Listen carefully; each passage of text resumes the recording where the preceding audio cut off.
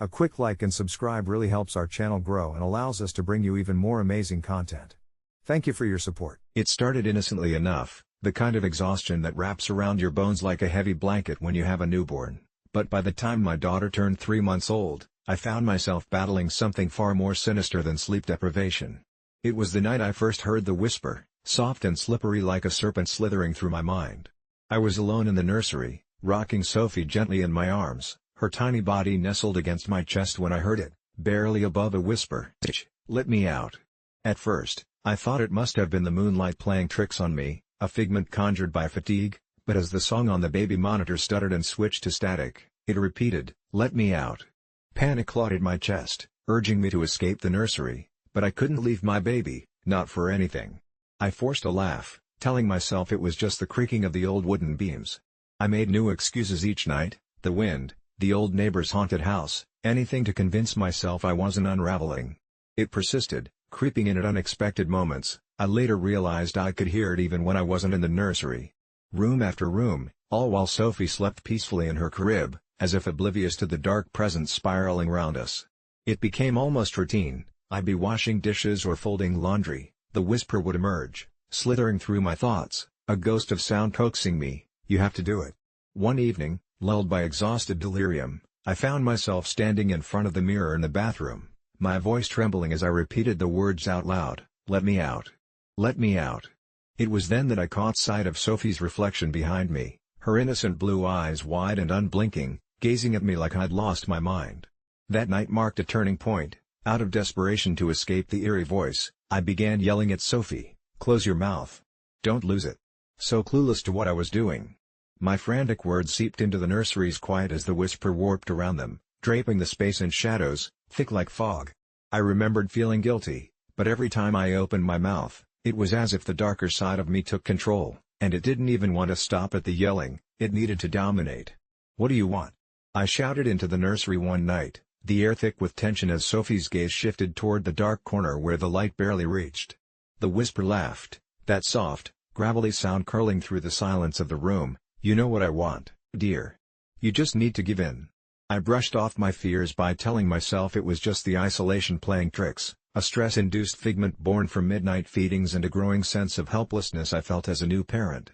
I sat down at Sophie's crib, looking at her sleeping face, and as if she sensed my panic, she stirred, a little whimper escaping her tiny mouth. I shushed her, and for a moment, everything felt okay again. That was until I was jolted from the reverie by the sound of my own voice murmuring, "You can keep it. Just don't let it go." The chilling realization coursed through me, I was saying things I couldn't remember even thinking. The next day, a desperate attempt to regain control led me to the local bookstore, where I buried my head in parenting books, seeking answers to the madness clawing away at my mind. I would hear parents talk about the stresses of newborn life, but as I desperately scanned the titles, my ears strained for the voice to cease. When I finally got home, I locked the bedroom door, hoping to drown it out with the blissful sounds of Sophie gurgling. But it wasn't enough, the darkness bled into every thought, and I couldn't shake the feeling that there was something waiting, something that wanted to take Sophie from me.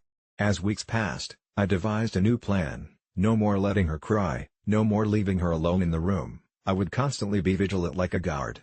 But the nights grew longer, and I felt tension creeping in around the edges of our lives like a slow poison, simmering until it erupted into anger and helplessness. I couldn't look my husband in the eye anymore, he could see the panic clawing at me and tried to reach out. I pulled away. "You don't understand." I screamed one night, tears streaming down my face, "You haven't heard it." My voice grew louder, spitting shards of my fear into the walls, but he only stepped back, bewildered, confused. I couldn't articulate it to him. Sometimes I thought Sophie felt the presence too, as I watched her stare into the dark corners of the room, her mouth opening like she was trying to speak with whatever lurked there. It felt like I was tumbling into madness, a dark tunnel with no end in sight. One night, I finally cracked under the pressure. I stood over her crib, screaming into the void, "Do not let it out. Close your mouth, Sophie." My heart raced as her sleepy eyes blinked up at me, the fragile innocence of her gaze slicing through the thick haze of despair.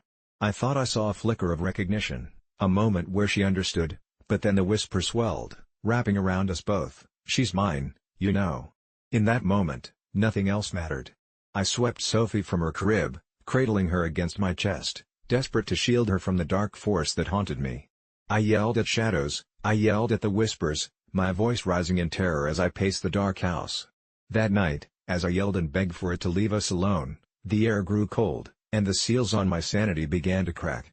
The last thing I remember is cradling Sophie close, her tiny mouth opening in a yawn, and for the first time, I realized it wasn't just me suffering, it was her too.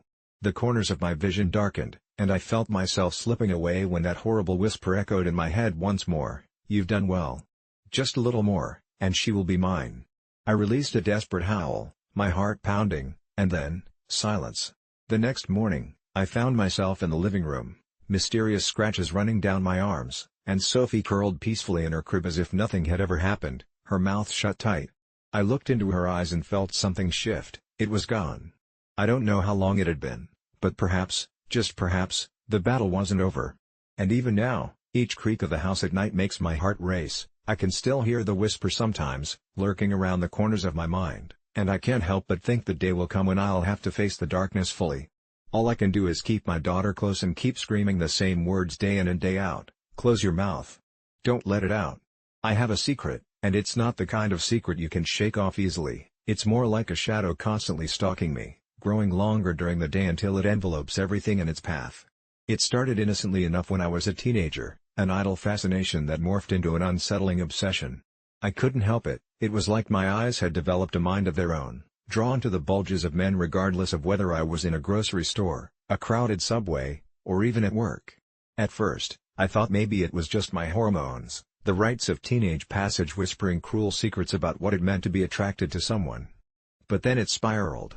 I'd see a hint of something in tight jeans, the outline of a body that sent shivers down my spine, and before I knew it, I was caught in a web of inappropriate stares and lingering glances, entwined deep in the thrill of it all.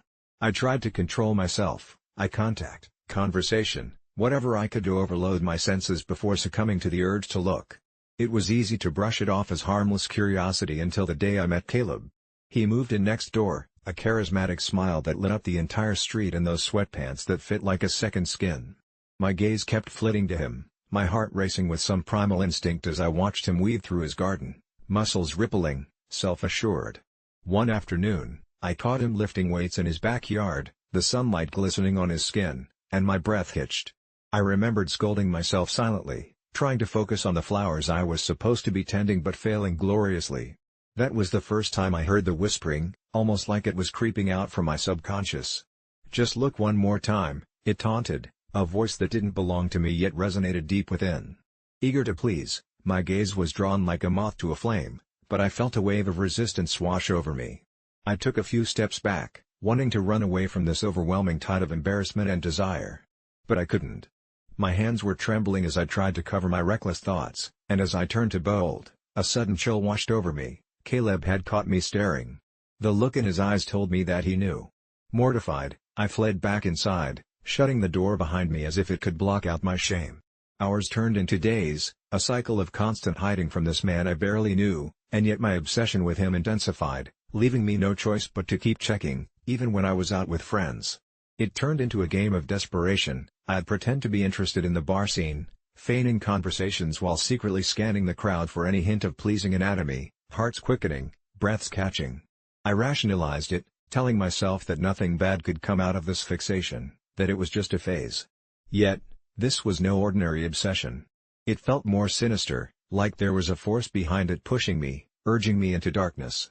Then one night, after too many drinks, I stumbled home, my head spinning with more than just booze. In the dim light of my living room, I caught sight of Caleb through our window. He was bent over in his kitchen, and I froze, blood roaring in my ears. I leaned closer, the world around me fading, and a really horrible urge washed over me to take it further.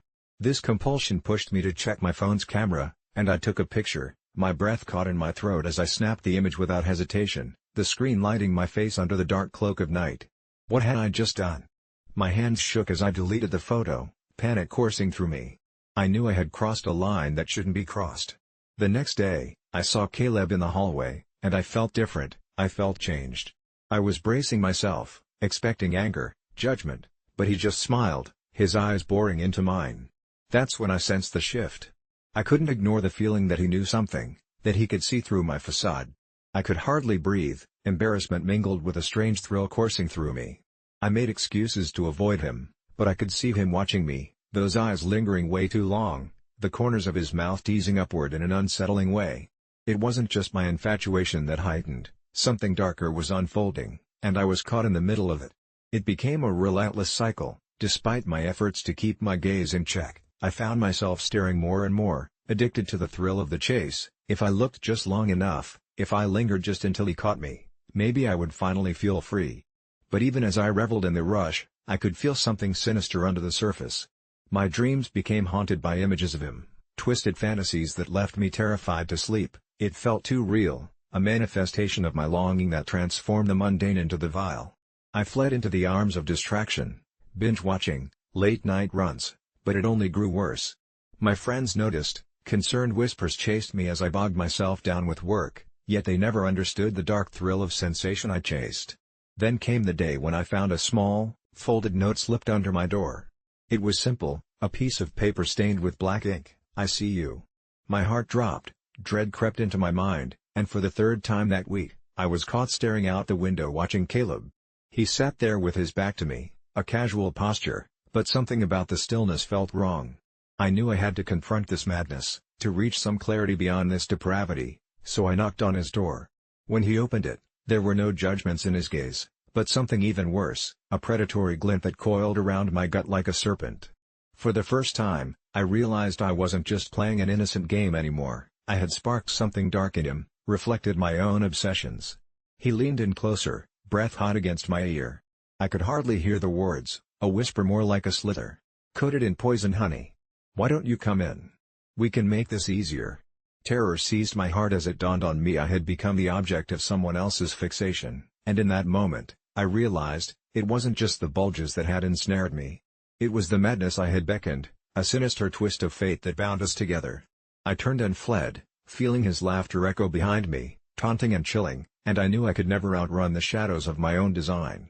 I've been sneaking out to fuck an old friend in his car for about a week, and what was supposed to be just a bit of reckless fun has turned into something darker, something I never anticipated. It started innocently enough, a few late-night texts to Jake, a guy I grew up with but hadn't seen in years, suddenly reigniting that spark of nostalgia and flirtation as he suggested we meet up at the old parking lot behind the gas station just outside town, a place that was once a refuge for mischief and secrets. And with a mix of excitement and nerves, I slipped out of the house past midnight, the cool night air wrapping around me like a blanket, the thrill of the clandestine meeting sending a rush through my veins. Jake's car was an old beater, the kind you see parked outside high school football games, but inside, it felt strangely intimate, just two laughing bodies in the confined space, and as we stumbled over words, swapping stories of our mundane lives since high school, things quickly went from innocent banter to heated kisses as his hands found their way to my waist, and our bodies melted into each other like we had been doing this forever. The thrill of sneaking around adding an electric charge,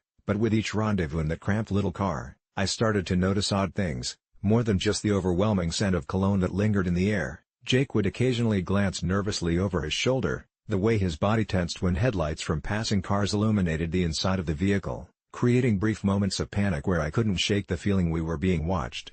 At first, I shrugged it off as paranoia or maybe just the natural anxiety of our secret affair, but then one night, as we were whispering sweet nothings in hushed tones, I caught a glimpse of something in the rearview mirror, a shadow beyond the glimmering glass danced just out of sight, but when I turned around, expecting to see someone lurking, the empty darkness swallowed me whole, leaving only an echo of something chilling in the pit of my stomach. It was unsettling, but the thrill of sneaking around had my mind twisted in knots, and I convinced myself it was merely my imagination. The next few nights passed in an intoxicating blur. Outside the car, the world carried on, but inside, we were creating our own little universe, one filled with laughter and moans, until last night, everything changed when I heard him whispering something just behind my ear, something that didn't feel right, and as I pulled back to look him in the eye, I noticed a flicker of something shameful flash across his face, his gaze shifting to the floor as if terrified of what he might say next. I pressed him, but he only brushed it off,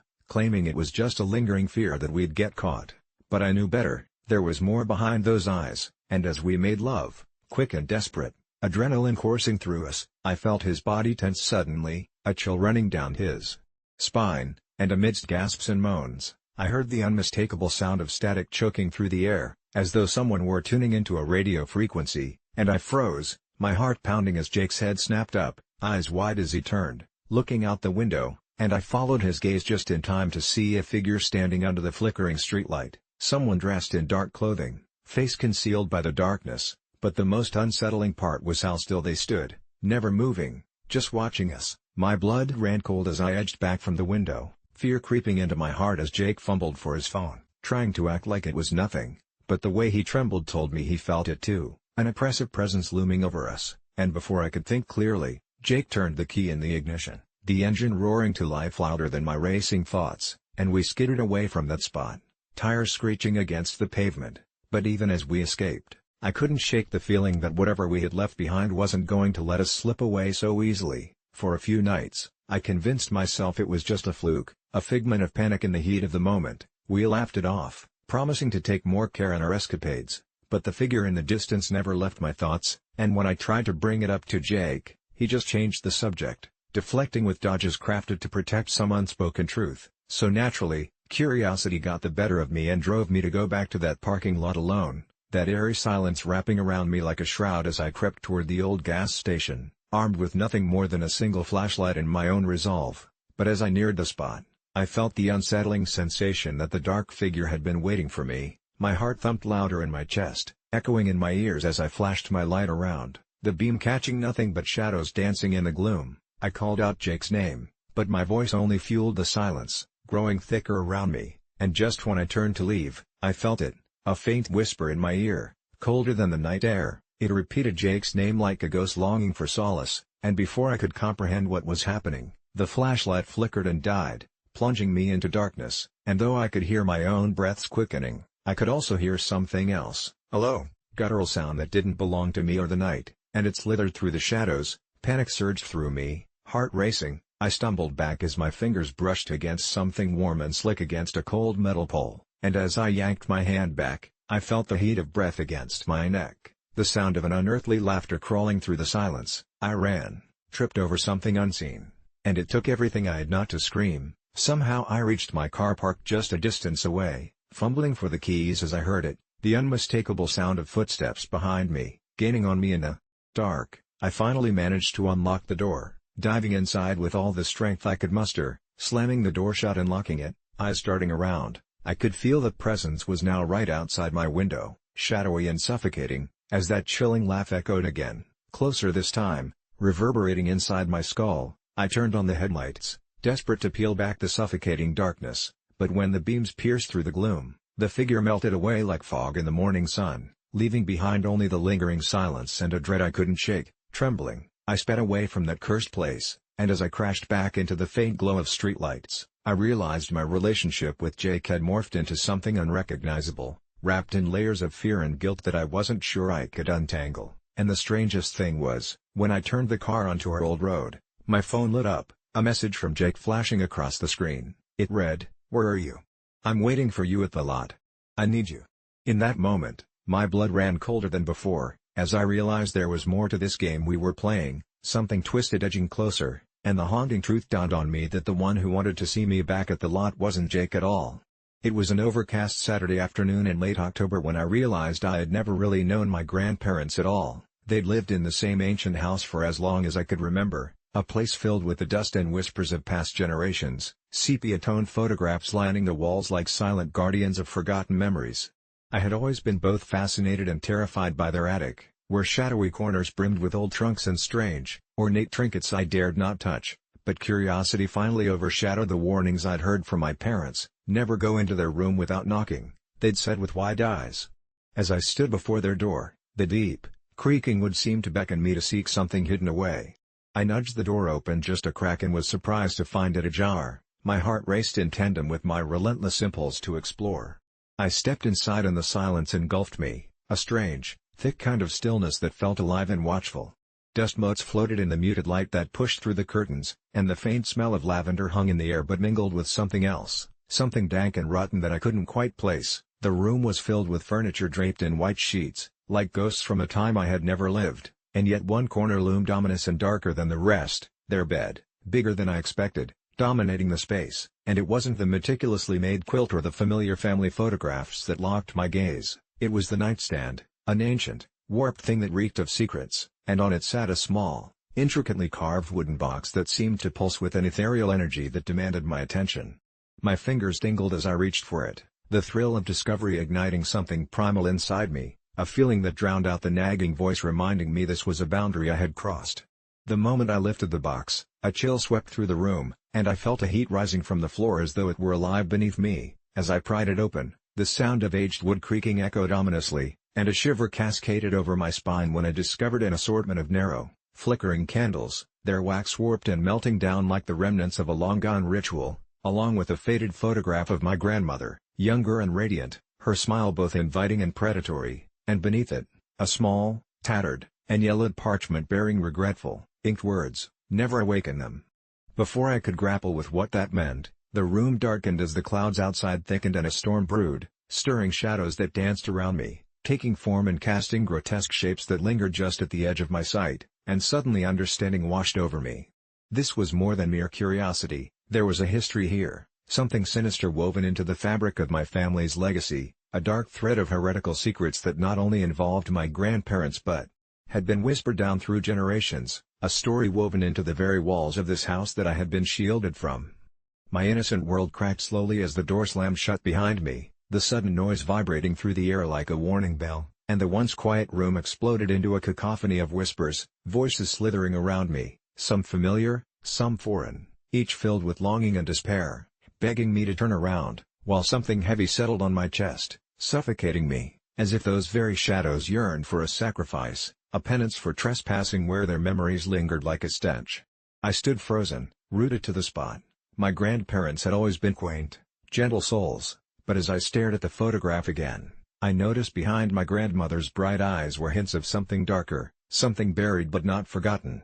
Then, a cold draft stole through the room, extinguishing the air from my lungs, and everything seemed to shift. The shadows gathered together, and in that darkness, forms began to sharpen, grotesque figures, twisted remnants of people I knew and those I didn't, all distorted but undeniable in their resemblance to me, their faces twisted in agony, mouths pulled in unnatural expressions, forming a twisted tapestry of faces that mocked my mistake, the very consequence of my choice.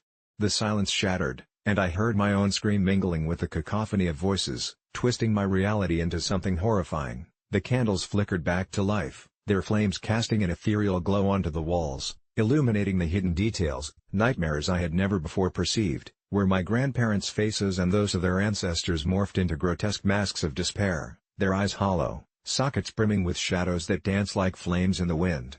The air became thick, laden with a palpable dread that clawed at my throat, a primal instinct screaming in my brain to flee, yet my legs felt like lead, tethered by an unseen force, the consequence of having breached a boundary I had never even known existed, a truth my family had hidden from me. Suddenly, I was enveloped in a cacophony of laughter, low and cruel, cascading around me in waves as the figures lunged toward me, their hands outstretched like warped tendrils seeking to ensnare my innocence. I stumbled backward, the box crashing to the floor, spilling its contents, the candles extinguishing, leaving me in an all-consuming darkness as the last of my innocence flickered and snuffed out.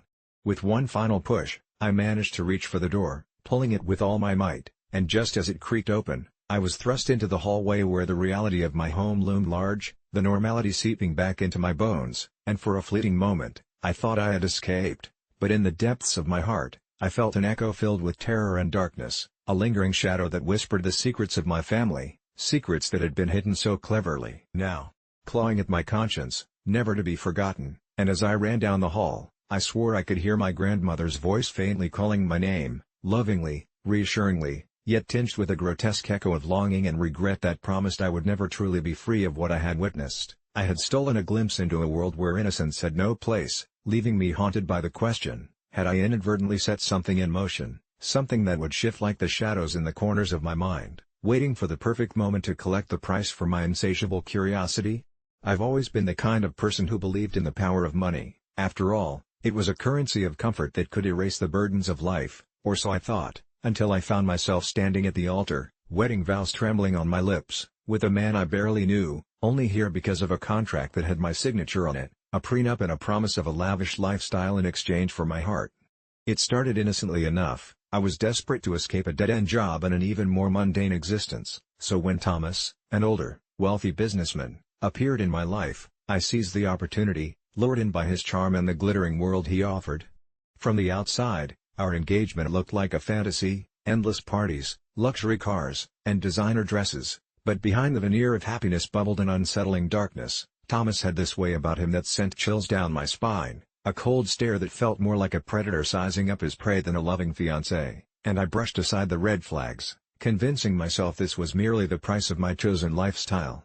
Our wedding night was supposed to be magical, but it twisted into a nightmare as soon as the last guest left, the candlelight flickering in the oppressive silence of our opulent suite. That's when Thomas revealed his true nature, a mask slipping away to unfurl the malevolent person beneath, a tirade of contempt spilling out like poison as he berated me for not being perfect enough, making it clear that my role was to please him, to maintain his image, and from that moment, a dull ache sunk into the pit of my stomach, knowing I had traded my autonomy for wealth. Days melted into nights of forced smiles, empty laughter echoing through our grand halls while the walls closed in like a cage, where every slight misstep turned into a screaming match, where love was twisted into chains, binding me tighter with each passing moment. Yet on the outside, I perfected the act, becoming the doting wife to my friends, parading through life like a trophy on his arm while inside I crumbled, drowning in a sea of regret.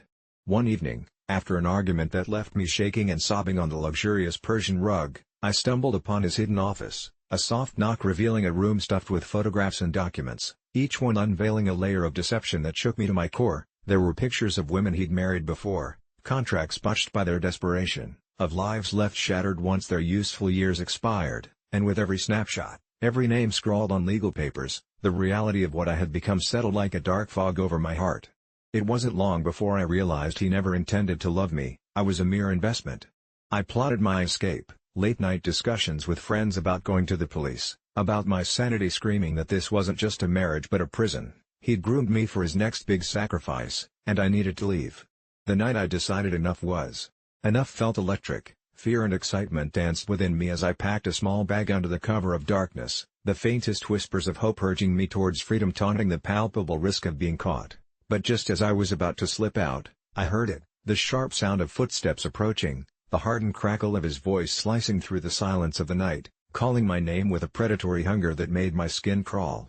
Panic clutched at my throat as I scrambled back to our room, heart thundering, knowing he would never let me leave. I confronted him with a quiver in my voice, only for him to spin my words around, turning my desire for freedom into a calculated game of manipulation, reminding me what I was giving up: wealth, status, a life beyond imagination, a masterful facade of love wrapped in strings of my own making. In that moment, the illusion shattered like glass, and I realized my marriage was a trap designed to ensnare my soul, where every laugh was fueled by my fear, and every gesture a reminder of the life I had mistakenly chosen. So when he lunged at me in a fit of rage, I fell back, crashing into something cold and hard, his safe, the sound of metal clanging echoing through the dark, including the very riches I had once coveted. I knew then, without a doubt, that marrying for money was the worst mistake I could have made, and people said nothing could hurt me as we shared a life of billion-dollar yachts and mingled with the elite. I should have listened to the little voice deep inside my gut that screamed for escape. The next morning, I took action, not police. They wouldn't believe my attempts at freedom, but I did the only thing left that seemed possible. I collected the very evidence of his manipulation, his chains, and with a trembling heart traveled to the lawyer's office, securing a clandestine meeting away from the prying eyes of my gilded cage. My life was in limbo, in a battle that twisted my stomach with uncertainty, but the thought of endless wealth no longer felt tempting. Money became just papers that screamed a different kind of desperation. So, I walked away from that life forever, locking my crazy past behind me, as I entered a realm of the unknown where the shackles of false love crumbled away into dust, where I could finally breathe without the weight of someone else's greed suffocating my spirit. Days stretched into weeks as I rebuilt my life, piece by piece, discovering what it meant to be truly alive without a mask. Even as the regret lingered, cautioning my heart against the deception I had experienced, I swore to myself I would never be lured by wealth again. Yet, late at night, when the shadows danced just right, I could still feel the echo of his voice, reminding me how lucky I should consider myself, the taste of betrayal still bittersweet on my tongue, convincing me I deserved everything I had lost. My reality turned nightmare, taunting me with the possibility that maybe he was always watching, waiting to take back what he believed was his, and the thought clawed at the back of my mind, gnawing like a sinister specter, because marrying for money sucks, and let me tell you, I do not recommend it. not for anything in the world. I never thought it would come to this, but when I realized that my boyfriend, Tom, was drifting away, I panicked. It felt like the perfect storm of insecurity and desperation swirled around me until one night I snapped. My mind conjured up the most outrageous idea to win him back. I would fake a pregnancy. At first, I told myself it would be harmless, a temporary ruse, but the moment the lie slipped from my lips during an innocent dinner date filled with awkward silences, it became a wild, spiraling adventure that went far beyond my control. I texted my best friend, Sarah, who was supportive in a way only true friends could be, and she helped me come up with excuses, starting with late-night cravings and nausea that came out of nowhere, fleeting symptoms I'd finally decided were real. We crafted photo evidence of my baby bump and even shamelessly spoofed a sonogram image found online, texting it to Tom with a trembling heart. He was overjoyed, eyes gleaming in that way I hadn't seen in ages, excitedly planning out names and so immersed in his role as an expectant father that he never questioned my sudden loss of sanity, not even for a heartbeat. The deception spiraled out of control, leaving me entrapped in an elaborate web of lies. I had to maintain this pretense while juggling a job I loved, and in moments of solitude, I'd catch glimpses of my reflection in the mirror, judging myself for becoming a monster, but the love I felt for Tom pushed my moral compass to the corner of my mind where shadows thrived. When the day came for my first ultrasound, panic settled in as I could neither continue the charade nor reveal that I'd duped him. I crafted a story about how I was experiencing complications and had to reschedule the appointment, which only deepened his devotion and excited fantasies. But then I began to feel the anxiety clawing at the edges of my consciousness. What if he found out? What if this lie unraveled? The paranoia turned my life into a waking nightmare. Constantly touched with guilt, I developed a meticulous routine to avoid our mutual friends, lest they notice I was never really carrying a child. It was like being trapped in a real-life game of charades, but slowly, my fake pregnancy morphed from something I'd control into something that controlled me, as Tom began making preparations for a nursery, which sent me spiraling into crushing waves of guilt. I remember the moment he pulled out that sun yellow paint swatch, his excitement bubbling over as he planned to transform the spare room, the mortification washing over me like ice water. I was ruining everything I once cherished, yet I couldn't stop. The more I faked, the more I couldn't escape the truth of my deception, until, one dark evening, I finally broke. The immense weight of my lies bore down fiercely, and I fell to the floor trembling in a mess of tears, clutching my phone tightly, ready at this moment to confess everything. However, my shame was compromised when Tom came in, laughing, a pack of baby clothes from his sister nestled under his arm. As he caught me off guard, and I fumbled, whispering something about feeling ill. It hadn't been that long of a deception, I thought, even as I recalled the months I'd already played this abominable game. And then it happened. Tom brushed my hair away from my forehead, eyes flickering with something that felt like pure love before he whispered those dreadful words. "Did you know pregnancy can bring on such weird symptoms, like pregnancy paranoia?" My breath caught.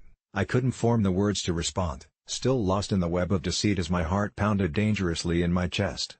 He waved a piece of paper in front of my face, and my stomach lurched. He had scheduled a baby shower with our friends, a baby shower, a festival of lies with laughter and kitchen tables lined with gifts meant to celebrate something that didn't exist. My entire world sparked in flames as that bloated idea danced back into my mind, setting off an even darker path. I thought I was pushed to my limits, but desperation has a way of breeding new lows, and the following day, instead of confessing, I concocted elaborate stories of testing that allowed me a temporary refuge to hide in the facade. That night my thoughts turned to terrible ideas about making my ruse more convincing. This could keep Tom, this could recapture his heart. I don't even know why, but I overdramatically collapsed while we drove to dinner, grabbing my stomach, claiming pain. The clenching of my gut was more real and visceral than any film's fake birthing scene, even as I gripped the seat with white knuckles. Panicked, we rushed to the emergency room, where the doctor's eyes narrowed as I muddled through my anguished screams and cries while a part of me recognized that I was crossing a line I would never recover from. Lying in that cold hospital bed under fluorescent lights, I could see how all this care for me would soon turn into rage if the truth were ever unveiled. And yet, in the midst of this hideous chaos, a strange thing happened. He held my hand throughout the worst of it, and a flicker of something like happiness ignited, one of those rare moments free from my profound guilt when I thought maybe being a mother was possible. But then came the nurse to check on me, and as she asked about previous pregnancies, I felt the ground beneath me shatter. I had never before felt so trapped, and I realized no lie is ever truly harmless, especially not this one, so deep it would drown us both. When the doctor returned with a surprised smile and ripped my sides with contradictions, "How do you feel about becoming a parent? And what did you think the baby's sex might be, sweetheart?" The crushing weight of the situation was upon me like never before. All of this had been orchestrated for a chance to dance on the edge of affection, but the darkness I'd conjured hung over my head like a guillotine. I wish I could relate a tale of redemption, where I escaped unscathed, but the truth can be sharper than any lie, and the only thing I remember was that moment when I held his hand, and it felt like reality. Then, when the truth broke free like a raven with a broken wing, the shadow of judgment was my only witness, because he was preparing to walk away forever, convinced I had manipulated him like marionette strings, and the room was falling apart, my shattered lies clattering in deafening silence. By the end of that night, I was left with more than just heartbreak. I was simply alone, grasping remnants of what felt like a fantasy spun into madness, the lie that had begun as a thread of hope unraveling to nothing, a terrible truth spiraling away only to find that deception can bind as tight as love ever could, but it feels heavier, much darker and ultimately fatal. I am under the influence of cannabis probably 15 out of 24 hours a day. Every day. Initially, it was just a way to cope with the noise, the chaos of an urban life that seemed to drown out any semblance of peace. I started with small puffs shared among friends, laughter spilling into the sultry summer evenings like the smoke that curled above us, but I soon slipped down a rabbit hole of dependence, craving the blissful haze that separated me from the world and my relentless thoughts. Somehow, each day began to blend into the next, an endless loop of green euphoria that dulled any emotional edge, and soon enough, it morphed from joy to a daily ritual. I lost count of how many times I lit up before breakfast, the smell of burnt herb mingling with eggs and coffee, and that warm, fuzzy embrace wrapped around me like a blanket, lulling me into a sweet stupor that I convinced myself was normal. My reflection began to change, the vibrant hues of life fading to a dull pastel that echoed the smoke spiraling above my head. Friends fell away, too, one by one, their laughter replaced by concerned glances as I sank deeper into this comforting cocoon, dismissing their worries with a casual wave, clutching my pipe like a talisman. I began to drift into thoughts that felt disjointed and strange, arguments with the voices in my head that grew louder in the stillness, their insistence piercing through the thick cloud that enveloped me. They whispered darkly, filled with scorn, reminding me of every missed opportunity and every shred of ambition I had allowed to wilt in favor of this sluggish existence, and in that distorted haze, I felt myself fraying. At night, when the world outside grew still beneath the blanket of midnight, the whispers morphed into something else entirely. They transformed into figures, cloaked in shadows that loomed just at the edge of my peripheral vision, feeling more tangible with each drag I took. My apartment became a labyrinth of unfamiliar faces and fleeting fears mingled with sweet cannabis dreams, and I could no longer discern if they were real or merely figments of my mind, a manifestation of my guilt and isolation. Simple tasks like showering and eating became monumental challenges, overtaken by the thrum of dread that pulsed beneath the surface, awakening once I extinguished my joint. I began to avoid mirrors, fearful of acknowledging the hollow-eyed stranger who inhabited my body. Friends stopped visiting, replaced by a parade of drifters I'd invite over in search of human connection, but soon realized they shared the same haze, their laughter echoing hollowly in the darkness of my mind. One rainy Thursday, the sky wept in tune with my thoughts, a perfect reflection of my internal turmoil, and I sank deeper into my sofa, convinced I had become invisible beneath the swirling clouds of my own making. It wasn't until the tapping began, a light knock one night, that startled me from the warm embrace of my weed fog, echoing through the silence of my apartment. At first, I dismissed it, chalking it up to my wild imagination, swirling shadows in the corners, but the knocking persisted, steady and unrelenting, as if someone stood outside my door quietly pleading for entry. Heart racing, I cowered into my sofa, focused on the relentless sound, sweat pooling at my brow while my mind prepared to fall deeper into the rabbit hole. Each knock grew louder, urging me to confront whatever was out there, but dread knew me well by this point, wrapping around my throat, choking the courage from my chest. Anxiety bloomed within me. It could be the police, or worse, a former friend come to confront me about my spiraling addiction, but when I finally mustered the strength to peek through the peephole, I recoiled. The figure outside was gaunt and twisted, with an impossibly elongated face that bore a crooked grin, yet it looked unsettlingly familiar. It was an uncanny echo of myself, but hollowed, eyes sunken deep into its skull, staring at me with an unsettling hunger. I stumbled back, grabbing my stash in a panic at the sight of that ethereal monstrosity and the horrific realization that perhaps I had become a charred reflection of my true self, everything that I had loved stripped away. I sprinted to the window, desperate to escape reality as I methodically rolled the spliff to soothe the panic rising in my chest. But as I inhaled deeply and the smoke rose, so did a flood of faces, those long-gone friends circling my consciousness with pity and disgust, their laughter echoing hauntingly as they faded into my mind's eye. Just as I thought I might choke on the smoke, I caught a glimpse of a flicker outside the window, and there it was again, that familiar face looming outside, pulling on my heartstrings, gasping for life as the shadows thrummed and twisted. In a daze of panic, I grasped my phone, fumbling to call for help, desperate to shatter this web of psyche and reclaim what was left of me, but the screen wouldn't illuminate. The faces outside were swarming now, reaching out with elongated fingers, and all at once, the porch light flickered and went out. I could hear whispers resounding all around me, beckoning, pleading with a voice that sounded so much like my own, begging me to join them in their suffocating embrace. I crushed my spliff against the edge of the table, smoke curling around me, and as I contemplated whether I'd lost my mind entirely or if there was still a flicker of the person I used to be trapped inside the haze, the knuckles rapped once more against my door with a finality I could no longer take. The door trembled under the weight of my fears, pressing against the fragile wall between me and that grotesque reflection of myself, and as I felt the darkness closing in, a sickening certainty washed over me. I was neither alive nor dead, I was forever suspended in between, hidden under the influence of my own devices. It was a night I'll never forget with a man I'll probably never see again, a night shrouded in the kind of darkness that swallowed the flickers of my small-town streetlights, as if the universe itself conspired to keep the sky a suffocating black. I had just moved back home after college, tired, anxious, and still reeling from the pressure of deadlines that never seemed to end, and I decided to walk to the only convenience store that stayed open late, just to grab a pack of smokes. The air was pregnant with the scent of rain as it threatened to fall, and the muffled echoes of distant thunder turned from somewhere deep in the oppressive clouds.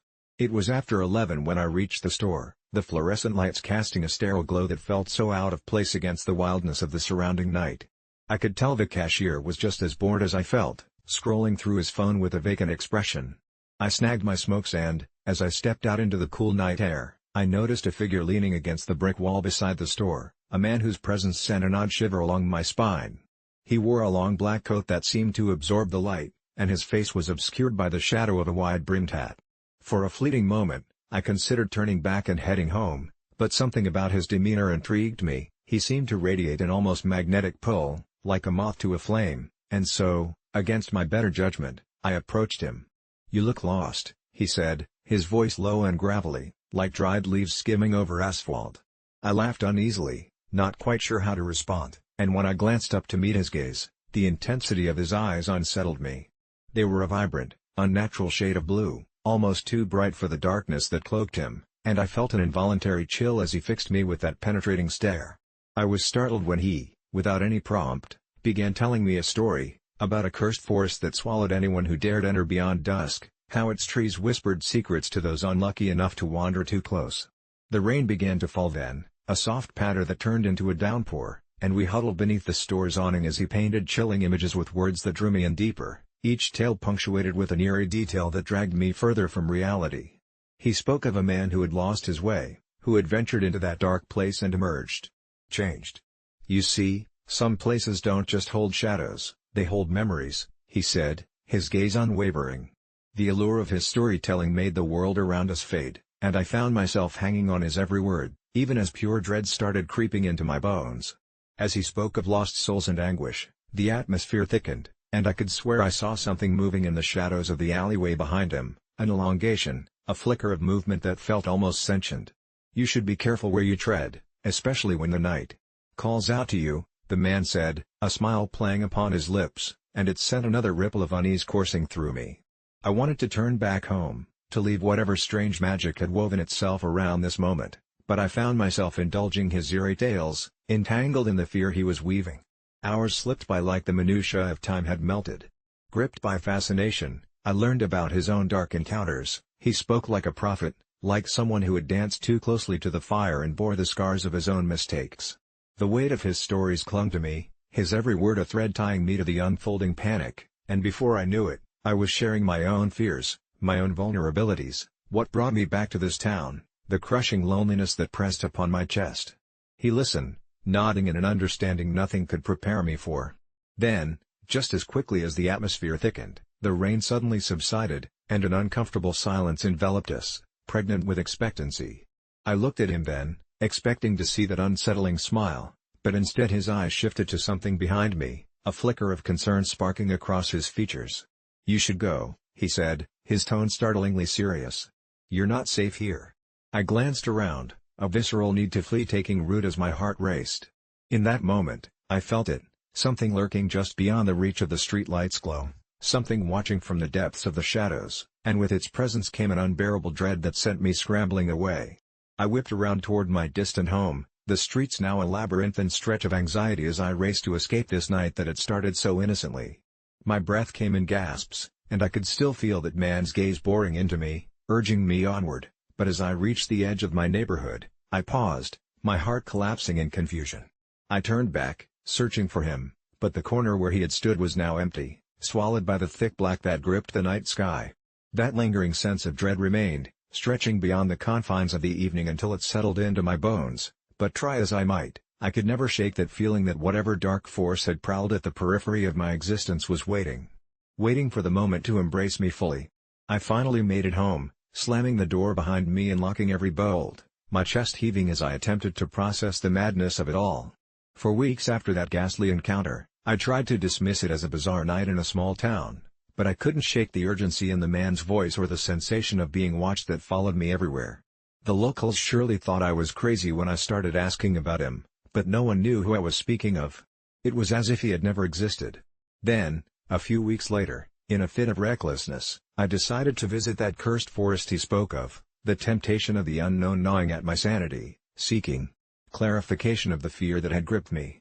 I went deeper into those woods, embraced by shadows that felt alive, and a realization washed over me: the night had come alive, and in its chill, I felt a pull, one so powerful it was as if the shadows themselves reached out for me.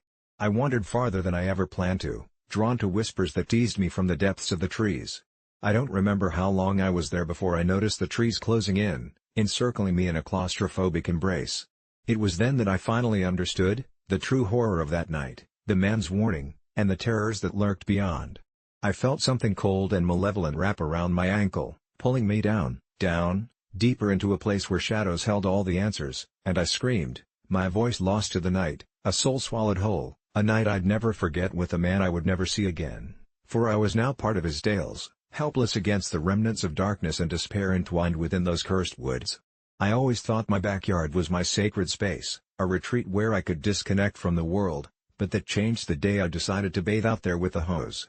It was an unseasonably hot summer afternoon, my skin sticky with sweat, and I'd left the door open wide enough for the faint sound of my air conditioning to hum through the house, like a sad lullaby that couldn't keep me cool. Driven by sheer impulse, I rolled out my old camping mat, stripped down, and aimed the hose at myself, laughing like a carefree child as the cold water soaked my body. Above me, the sun glared down, and I felt alive, liberated from the weight of everything, until I glanced up and caught sight of my neighbor, Mr. Jenkins, standing frozen behind his fence, his face twisted in an expression I couldn't quite decipher. He was a man who seldom acknowledged me, our exchanges were always mere nods, polite but empty, yet in that moment, his gaze was locked on me, wide and glassy, as if he were witnessing something deeply unnerving. I waved awkwardly, just wanting to blend the discomfort away, but he didn't respond. He simply turned on his heel and went inside, his back hunched, like a character shunned from a world he wished to escape. I shrugged it off, laughing to myself as I dried off with a towel, thinking I'd take a break from the eternal small talk and friendly pleasantries that had defined our minuscule relationship. The next day, I noticed things had shifted. Mr. Jenkins didn't just ignore me, he avoided eye contact altogether, even during the rare moments we crossed paths. It was unsettling, the way he flinched at the slightest glimpse of me, as if I bore some invisible mark of shame that he could sense from a mile away. His dog, Rufus, once an ever-friendly beagle with a penchant for digging through my trash, now barked ferociously whenever I ventured past the edge of my yard, as though he could smell the haunting silence creeping from behind Mr. Jenkins' eyes. Days passed, and with each awkward encounter, or lack thereof, I felt a chill stalk my skin. I tried to reach out, feigning friendly chatter when I saw him pulling weeds or taking the trash out, but my voice fell flat against the brick wall of his indifference. That's when the dream started. At first, it was just flashes of the day I bathed in the backyard, a kaleidoscope of water droplets and cackling laughter, but soon the dreams turned dark, morphing into ghastly versions of my naked self drowning under a deluge of water that never stopped coming. Each night, I'd wake drenched in sweat, my heart pounding as the last echo of my laughter faded away into the shadows. I sought to purge whatever wretchedness had settled over my life, guessing I might have embarrassed him in some way, but every attempt just pushed him further away, and soon my dread morphed into a gnawing anxiety. One afternoon, while trimming some hedges, I spotted him through the slats of his fence, pacing around his living room, and then, the blood drained from my face as I realized he was talking animatedly to someone, or something, I couldn't see. There was no one else around, but he gestured wildly as though he were in an argument, his expression contorted with rage and fear, and my pulse quickened at the sight. Suddenly, I felt an unmistakable prickling sensation at the back of my neck, like 1,000 unseen eyes bearing down on me, and I whipped around to find nothing but the vacant whisper of the wind, rustling the leaves overhead. Days crept by, each marked by the growing tension that hung between our backyards, resulting in nightmares that left me gasping for air. On one particularly oppressive night, unable to stave off the dread any longer, I found myself compelled to venture into the darkness that separated our properties, fueled by a mingled sense of anger and desperation. I stood beneath the flickering streetlights, breathing in the thick night air filled with an unsettling mix of fragrances, a perfume of cut grass and something metallic as I pressed my ear against the wooden slats of his fence. I could hear him inside, that frenetic energy still pulsing around him as he raised his voice, his words distorted and jumbled, a garbled outpouring of despair and tormenting thoughts that chilled me to the bone. I stifled a gasp, backing away slowly, my heart racing at what I might find if I dared peek over, terrified of what lurked beyond the fence and equally terrified of what I might discover about him that could shatter me. The following morning, the worst happened. I awoke to a frantic knock on my door, sirens wailing outside, my heart pounding as I stumbled to answer. It was an officer, but not just any, the very same man whom Mr. Jenkins had been speaking to during my late-night eavesdropping, his face grim as he delivered the news. "Ma'am, your neighbor has gone missing," he said, each word heavy as lead. "He was last seen last night, but we have reason to believe he may not be coming back." My thoughts spiraled around the bubbling chaos of panic and guilt. Had my innocent backyard bath somehow nudged him over the edge? Fear raked through me as I replayed my last image of him, the wild gestures, the staring eyes, as the officers rummaged through the house for any clues, revealing a chilling semblance of the truth. Curiosity pierced my heart like a dagger as I wondered if any part of him might have thought of me in those moments, if he had reached for his phone to call me, the neighbor he had deemed irredeemably shameful. Days passed, my guilt straining against the ugly truth that had woven itself into the fabric of my life, and as search parties combed the nearby woods, my dreams turned unforgiving, as shadows swallowed me whole, twisting my reality until I could no longer distinguish the boundaries between dreaming and being awake. I became a shell of who I used to be, withdrawing from the world as parts of me lingered in that moment, the moment that made Mr. Jenkins turn and flee, and I understood that fate and shame were intertwined, that our lives were forever cursed by an embarrassing moment that spiraled into oblivion. Bathed in the darkness of my own home, I couldn't shake the feeling that he was still with me, wandering like a ghost in and out of the space I used to call safe, drifting in a torment of his own as I sank in the depths of my mind. It finally made sense, the way he looked at me that day, and the terrible responsibility I wore like a shroud was only intensified as I stood in my backyard once more, the warm sunlight spilling over the remnants of the chaos, only to find my reflection staring back at me, no longer filled with laughter, but with the chilling realization that maybe, just maybe, the truth was that I bathed in my backyard and now, so hauntingly, I was forever locked in a dance with a man who no longer wanted to look at me. In my small town, I've become an unwitting hero, hailed for my bravery with whispers of admiration trailing behind me like a bad cologne, but the truth is far more humiliating. I'm just stupid. It all started 2 months ago on a rainy Thursday when I overheard a crying child on my way home from work. I turned the corner and saw a little girl, maybe 6 or 7, waving her arms frantically beside an open manhole, her eyes drowning in tears as she shouted for help. Did I think twice before plunging forward, ignoring the downpour? Nope. Instead, panic seized me, and I jumped, reflexively shoving the girl aside and tumbling headlong into the gaping abyss. I should have been dead, but as I hit the ground, it was soft, it felt like falling into a pile of old clothes, which later turned out to be a bunch of discarded plastic bags and rotten fruit. I'd landed in the town sewer, a festering pit of filth and despair. It was then I spotted the girl's teddy bear floating in a nearby puddle, and without thinking, I snatched it up and yelled, "I got it!" As if I had orchestrated some heroic rescue. I climbed out of the hole, soaked in sewage, holding the ratted bear aloft like the world's worst trophy. Instead of screams of horror, the girl squealed with delight and hugged me tight, showering my matted hair with slobbery gratitude. The townspeople saw me emerge, battered but triumphant, and that was the moment the legend of the sewage savior was born. Suddenly, I couldn't walk down the street without being showered with praises. They didn't know the truth. It was utter stupidity, not bravery that drove me. I shrugged off the attention, but it was addictive. I found myself rescuing stray cats from trees, stepping in to defend a woman being screamed at by her boyfriend, and even giving speeches at town gatherings about bravery and responsibility, attributes I lacked. My friends warned me against risking my life for these stupid stunts, but I convinced myself it was just harmless fun, even when I accidentally started a fire while trying to cook for a neighborhood potluck. They called me the brave idiot, and I didn't correct them. I wore it like a badge. The line between stupidity and heroism grew fainter, clouded by victories that felt increasingly hollow the more I stretched my luck. Then came the night it all ended. I was at the local bar, slinging back drinks with people who revered me like a demigod. A flicker of adrenaline rushed through me as I overheard a frantic voice. "There's a man on the bridge. He's thinking of jumping." The room instantly fell silent, and before rational thought could catch up to me, my feet were already moving. I ran through the rain to the bridge, heart racing like a rocket. If I could save him, think of the glory. I had become the town's champion by sheer absurdity. What I didn't realign with was that he wasn't just thinking of jumping but was already teetering on the edge, battered by life and enveloped in shadows too thick for me to see through. I reached the man just as he tipped forward and, in a moment of pure unthinking reflex, I lunged and caught his flailing arm, dragging him backward with everything I had. The town held its breath, and all I could think about was how I had finally earned my place among the gallant. But as I pulled him in, the rush of victory flooded my veins, and in a tragic twist of fate, I lost my footing, slipping on the slick pavement. We both tumbled over the edge, and at that moment, the cheers morphed into screams of horror. As the water swallowed us whole, darkness curled around me like an angry beast. I barely surfaced, gasping for air, the man swimming frantically away from both fear and the stench of failure, leaving me alone in the depths of my own stupidity. Even there, in that dark water, I could hear the echoes of the town, expectations and hopes. They thought I was some noble hero who would triumph in the face of fear. Instead, I was just a stupid coward flailing in the depths of a river that felt so much like the cesspool I'd crawled out of. By the time somebody managed to reel me back to solid ground, it was too late. The crowd began to disperse, whispers trading admiration for pity.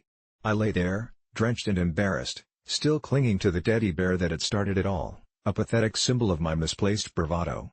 No one realized that beneath the facade of heroism was a guy who simply didn't know how to say no, a fool convinced that recklessness could fill the void of true courage. So when the town turned their backs and the whispers of admiration faded, I realized the hardest truth: sometimes, it takes far more strength to stay on the sidelines than to leap recklessly into danger. I'm left here now, wearing the title of hero, but living with the reality of being nothing more than a stupid man, haunted by the mistakes of a fleeting moment when I could have chosen to be brave by doing absolutely nothing at all. I sit alone at the bar, 3 empty glasses in front of me and a 4th almost finished, the amber liquid swirling enticingly like the thoughts that dance in my mind, and in the background, the muted sounds of clinking glasses and hushed conversations wrap around me like a warm blanket. It's so peaceful here, nearly intoxicating in its stillness, a welcome respite from the chaos of my life outside, where I can't escape the screech of demands and judgments from my fast-paced job. But as I allow the effects of alcohol to lull me deeper into this cocoon of solitude, an unfamiliar face catches my eye from across the bar. She's strikingly beautiful, her long black hair cascading over her shoulders as she sits quietly, seemingly savoring her own drink, and I can't help but wonder what solitude means to her, if it's as comforting as it is to me. Just as I consider getting up to speak to her, she glances over and our eyes meet for a heartbeat, her gaze heavy with something I can't quite place, a flicker of recognition perhaps, but it vanishes as quickly as it appeared, replaced by a vacant stare as she returns to her drink, and I'm left feeling like an intruder in this moment of peacefulness I thought was entirely mine. On impulse, I order another round, my heart racing as I watch her, when suddenly the other patrons start to shift uncomfortably. It's subtle at first, a slight withdrawal of laughter, a nervous glance shared among pairs of eyes, and I can feel the air thickening with tension that seemed to seep from the very walls, as if the bar itself is holding its breath. And then, without warning, the lights flicker, plunging us into darkness for a brief second before returning. But when they do, everything is different. I look around, confused, and notice, Not just the murmurs of concern, but a deep chill that seems to seep into my bones as I turn back to the woman. But she's no longer sitting there, her bar still empty as if she had vanished into thin air, and in that moment, I feel an unsettling presence crawling up my spine, an instinct urging me to leave, yet I'm rooted in place, drawn instead to the reflection in the mirror behind the bar. There she is again, but now she's standing, pale as moonlight, and I swear there's something wrong about her, something off-kilter, like a distorted echo of the woman who just moments ago sat across from me, and before I can look away, she leans closer to the mirror, her lips moving in a silent plea that raises the hairs on my neck. I blink rapidly, hoping to shake off the sense of dread that clings to me, and when I glance back, she's gone. The other patrons returning to their drinks as though nothing happened, but they are different too, their voices an airy chorus of laughter that vibrates strangely in my ears, and I can't escape the growing urgency to leave. Yet when I rise and push through the first wave of patrons, something stops me, an unknown force, a tight grip in my chest whispers that this moment is important, that I don't understand what's happening, but it feels like I'm on the precipice of something monumental. I manage to catch sight of an older man seated at the far end of the bar, his vacant stare fixed on a drink that hasn't moved in what seems like hours, and against my better judgment, I venture closer to him. His skin is ashen, eyes sunken, and an unsettling smile spreads across his face when I approach, as if he's been expecting me, and without preamble, he leans in, his breath a rancid cloud hovering between us. "She's here for them," he croaks, his voice gravelly like dry leaves rasping against the pavement, "and when she comes for you, don't let her in."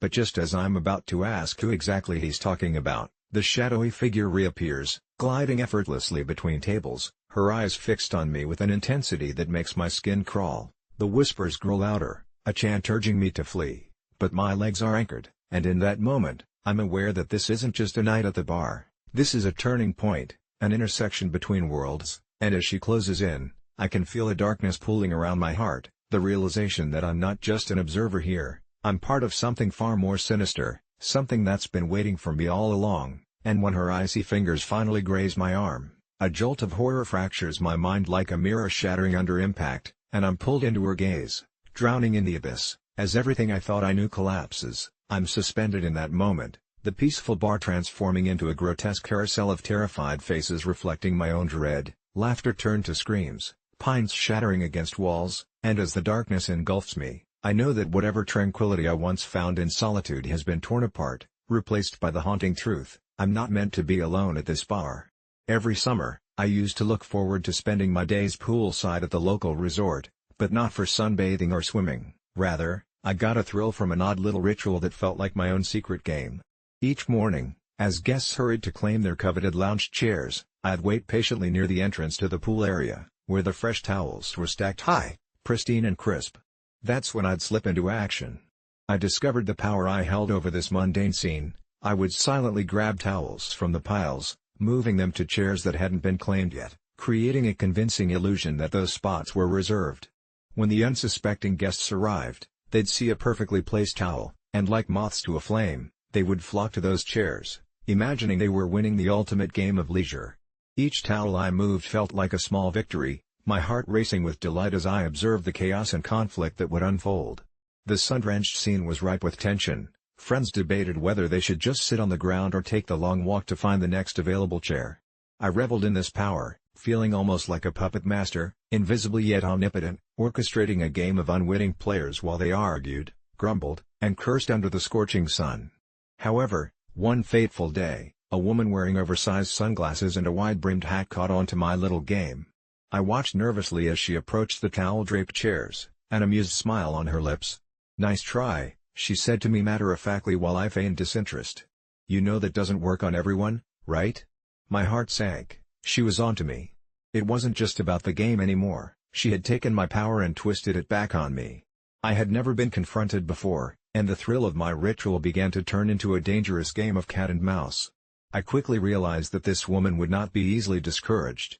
Each day she'd return to the pool, often with friends in tow, scouring the area for the next chair I would claim for my own amusement, and in her eyes, the thrill of revenge simmered just beneath the surface. I stepped up my game, moving towels with even more precision, often holding my breath as I watched her face twist in frustration and disbelief. My heart raced with a mixture of euphoria and anxiety as we danced around each other in this bizarre standoff. But the deeper I fell into this routine, the more I noticed something unsettling. Every time I moved a towel, things began to shift at the resort in ways I never thought possible. Chairs that had been left untouched were now disappearing, taken by other guests who, under the spell of my unyielding need for control, had formed their own alliances. Whispers turned into frantic conversations, and by midweek, the pool became a den of confusion and whispers as families began to complain that their spots had been usurped and that towels now sat heavy on chairs with shadowy figures looming nearby. Word spread like wildfire, an unseen menace had disrupted their summer, and there was a sense of urgency in every desperate spoken word. Meanwhile, I only became more emboldened. All I had to do was scrounge up enough towels. But as the tension hung thickly in the air, the standoff escalated. I stumbled upon a gathering of guests, faces painted with rage, discussing my antics as if I were a criminal mastermind. I leaned against the edge of the pool, a shark circling its prey, watching the chaos unfold. That's when I saw her again, the woman from before, her grin broader this time. She gestured towards me, and suddenly I wasn't just a puppet master anymore, I was the public enemy, the ghost who haunted their holidays. I felt a thrill mixed with fear, realizing I had taken this too far. The sun dipped low and cast an ominous shadow over the pool, the air crackling with accusation. When I confronted her, she simply smirked, "We've been waiting for you." The words hung ominously, as if they were a prelude to something darker. Suddenly, the joyous laughter that once filled the air was replaced by eerie silence, the tension palpable as I faced the crowd. People I'd never met before closed in, and I felt trapped. The tables had turned. "You think you control this space?" She laughed bitterly, pushing her sunglasses to the top of her head. "You don't know what you're playing with." Suddenly, I was no longer running a game, I was in the shadow of something else entirely, something ancient and wrathful that moved beneath the surface of my innocent manipulation. At that moment, the towels began shifting on their own, a frigid wind sweeping through the pool area, reminiscent of a warning. As bodies pressed in closer, we all witnessed a single towel rise from the lounge chair, the color of stale sunlight, before it flapped wildly, like a signal, as though the chairs were alive with untold stories of those who'd sunbathed before us, past guests who had found their moments of relaxation twisted into some larger tableau. Panic spiraled, guests scrambled to find their belongings, their laughter replaced with screams as chairs began to slide, imperceptibly at first, then faster until it seemed as though spectral hands had paired up to create havoc against the very essence of leisure. I stood paralyzed by my reckless enthusiasm, realizing far too late that I'd become a catalyst for this chaos. I came to know the names of the guests I'd wronged, faces blurred into a riot of anger and despair until one voice broke through, "These are our seats." It was then I understood, I had not only trampled on their joy but also unleashed something that had made this place sacred. The towels began to ripple like wild creatures, and as I backed away, I could sense the air thickening with resentment, the atmosphere electrified as people turned to watch me, the gathered crowd a simmering storm. I turned to flee, and as I did, the pool's surface shimmered. Ominously, a reflection of chaos rippling back to me like a warning. I'll never forget how the skies darkened above, the wind picking up as I dashed for the exit. "The chance of you brought this curse upon us."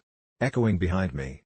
My heart pounded as I crossed the threshold, the tumultuous reality of what I'd done crashing over me like a wave, understanding too late that maybe, just maybe, the supernatural chaos I had unwittingly released would haunt not only those I had wronged but me, too. The towels still lie waiting, perhaps each one still holding a secret story of its own, and I can't help but wonder how many others will come to the resort, unwittingly becoming players in a game far older, far darker, and far less forgiving than the simple business of sunny afternoons poolside. I never believed in the normal concept of good and evil. To me, they were just perceptions shaped by our experiences, until I stumbled onto a dark truth about myself that I should have ignored. It all began one mundane evening when I was scrolling through an online forum, where a group of people discussed how they had received prime access to something akin to an ethereal black market. They spoke of a subscription service where dreams could be bought and sold like commodities. I dismissed it as mere fantasy until, out of sheer curiosity and boredom, I joined. I felt an irresistible pull towards a listing titled "The Life You Deserve," and the seller promised an existence where I could embody my deepest desires, no strings attached, just a simple transaction of your memories, beliefs, and reality. The moment I clicked accept and input my bank info, I felt the proverbial spark igniting inside me, a surge of something between excitement and trepidation. I was stepping into a pact I believed I could control. The night arrived when the deal was to be sealed, and as I fell into a restless sleep, I vaguely remembered hearing the seller's voice whisper through the void, Welcome to the experience of your life. What followed was an otherworldly journey. I woke up the next day feeling better than I ever had, equipped with charm and charisma, and radiating a confidence I never thought possible.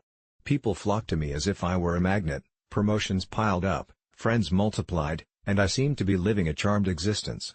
But lurking beneath the surface, the initial euphoria transformed into an insatiable hunger. I discovered that with each fleeting moment basked in success, I became addicted to this newfound power over my own narrative. As I savored the highs, I started to notice the threads of my old life unraveling, the messages from friends I barely had time for, the frantic calls from my family who snapped at my absence, and the mounting silence that filled the spaces where laughter used to echo. Ignoring the signals, I pressed on, diving deeper into this allure that had become all-consuming until one fateful evening when the facade began to crack. Alone in my apartment, I swiped through my phone, observing a world where everyone I once cared about had grown distant, their lives had moved on without me, while I remained perpetually glued to this narcissistic splendor. Then came the day of reckoning when I returned home late, exhausted from exerting every ounce of my new charisma. As I flipped on the light switch, I was hit with a sense of dread. My apartment, once filled with warmth, felt cold and uninviting, an empty shell. But that wasn't all, there was something else. My belongings had subtly changed, altered slightly to reflect aspects of me that didn't sit right. The dining table, once cluttered with old magazines and memories, was entirely bare, save for a picture frame holding a photo of me that looked almost alien, devoid of emotion, with hollow eyes that seemed to gaze right into my soul. Panic gripped me, and I quickly scoured the internet for the seller, feeling that I had been tricked, and desperately typed in "the life you deserve" only to find the page wiped clean. A digital ghost that left no trace behind. In that moment, a sense of clarity washed over me. I had achieved everything I had yearned for, but at what cost? I was haunted by the husks of connections I had discarded willingly in pursuit of hollow victories. I had become a specter, a mere shadow of my former self completely eclipsed by ambition. As days turned into weeks, I fought the growing void inside, engaging in desperate attempts to reconnect with my memories, but the harder I tried, the clearer it became that there was no going back. I could feel the pieces of my existence drifting further away from me like leaves caught on a merciless breeze. The profound loneliness morphed into panic. I couldn't function without the constant external validation. I found myself pacing the apartment, muttering to shadowed corners, desperate to recapture that warmth, when I noticed, quite suddenly, a figure standing beyond the sheer curtain of my window. I rushed to the glass, heart racing, but all I saw was the darkness of night, distorted silhouettes flickering in and out with the streetlights. I thought I'd lost my mind until I caught sight of a reflection looming behind me, a face I recognized but couldn't place, my own twisted image wearing my old self like a mask, deep lines carving despair around its eyes that shone with a sinister light. That's when I realized everything I had gained was merely temporary, a cheap substitute for the path I abandoned, leaving me stuck between but never wholly ensconced in either life. I felt the weight of regret like a blade buried deep within me. I had traded everything of value for glimmering illusions. It dawned on me that while I had grown from a shadowy introvert to a gilded socialite, I had forfeited the essence of what made me human, the messiness of relationships, the comfort of vulnerability, and the irreplaceable bonds of family and friends. Desperation clawed at my throat as I attempted to fabricate new memories that might heal the fractures, but the feel of genuine laughter, of shared moments, slipped further from my grasp. One night, under a moon obscured by clouds, the reality of everything imploded, and I sank to my knees in my bare living room as an audible crackling echoed, a sound not unlike the shattering of glass, and before I could comprehend what was happening, I was pulled into the dark expanse, a chasm of my own making. The whispers returned, haunting reminders that this was my reckoning. A shadowy vortex opened up before me, a sinister marketplace where voices melded into a chorus that echoed my name over and over, and amidst the frenzy surroundings, I saw it, the offering. My original life, nestled like a precious trinket amongst all things valuable I had redeemed, in exchange for my true self. It was a vision I had forgotten, filled with laughter, warmth, and vibrant connections that once painted my world in brilliant colors. But the catch was clear: reclaiming that life meant I would forfeit my newfound power, becoming an ordinary ghost of my former self, a choice I was loath to make. In that moment of indecision, I felt time bending, collapsing, everything I had achieved swirling around me in an inescapable storm of consequence, leading me face to face with my past. I knew I should have walked away. I should have resisted the allure of what I was never meant to possess, because ultimately, that world was ephemeral, leaving me hollow and lost. In a desperate bid to reclaim what I had left behind, I reached out, grasping for a thread woven into the tapestry of my existence, the warmth of my family, the laughter of friends, the little moments of failure that once shaped me. As my fingers brushed against the vision, everything came crashing down, and I awoke the next morning back in my old life, pocked with scars but remarkably intact. Yet, even as dawn broke, I couldn't shake the feeling. My world had fallen apart because of my insatiable hunger, revealing a truth darker than I ever imagined. I had chosen to run towards something I thought I wanted, unaware that sometimes, what you really seek is buried deep within the life you already possess. I've always been good at pretending, and it became a skill I put to use more than ever when I found myself in a financial bind, unable to afford breakfast most mornings, so I snuck into the local Hilton under the pretense of being a guest. The lobby was everything you'd expect, polished marble floors and the faint scent of fresh linens that hinted at comfort, but what I looked forward to most was the breakfast bar, a lavish spread that made your stomach rumble in anticipation. I dressed the part, complete with a blazer salvaged from a thrift store and a shiny wristwatch I had found at a garage sale, allowing me to slip in with the traveling business folk who seemed oblivious to my presence among them. At first, it was exciting, watching the other guests fill their plates with flaky pastries and fresh fruit as I nibbled on a muffin, pretending to read my phone to avoid arousing suspicion. Day by day, I became more brazen, sampling the sausage and slathering butter on my bagels, halfway through a meal made from someone else's expense account when I thought I caught the eye of the lady behind the front desk. Her gaze lingered on me, a frown creasing her face for just a moment, before she focused again on a computer screen. I chalked it up to paranoia, but I felt an unfamiliar sensation creeping into the pit of my stomach, the stirring of unease. I continued my charade, but this particular hotel had a way of feeling eerie, from the dimly lit hallways to the strange absence of other guests as I moved toward the elevator with my plate piled high. I felt like a ghost, haunting the lavish spaces that felt surreal in their opulence. One morning, as I reached for another helping of scrambled eggs, I noticed a man watching me, his eyes narrowed and piercing as though dissecting every detail of my not-so-polished disguise. I turned back to my plate, heart racing, trying to ignore the sense of dread that threatened to spiral into panic. Then he spoke, a low rumble that set my teeth on edge. "You don't belong here." The words hung heavy between us, and I forced a laugh, trying to downplay the situation. I was just about to brush past him when he held out a business card, the embossed silver lettering gleaming against the backdrop of the breakfast bar. "You'll want to keep this," he insisted, his voice a creeping whisper. I pocketed the card, curiosity piqued, but as I walked away I couldn't shake the feeling that I'd just accepted a ticking time bomb.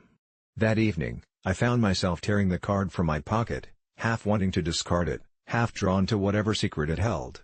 My fingers danced over the smooth surface, and finally, I dialed the number printed. A voice answered, low and gravelly, "You should have stayed away."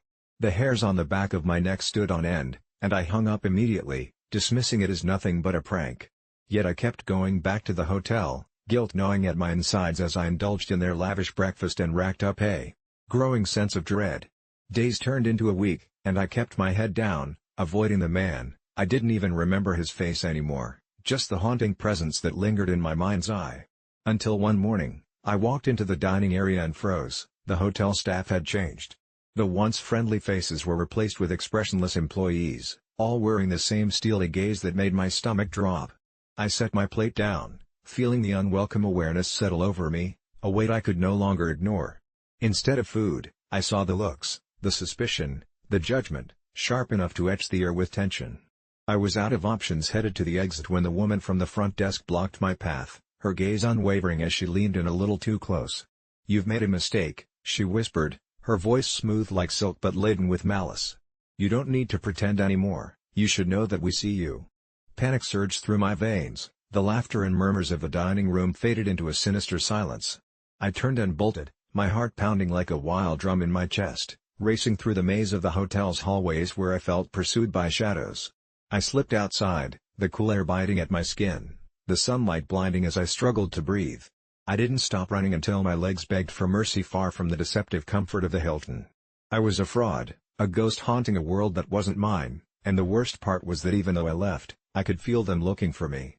Days passed, and every corner I turned felt shadowed by unseen eyes. I couldn't shake the fear that they were searching for me, those unfriendly staff members whose faces morphed into unrecognizable horrors in the edges of my mind.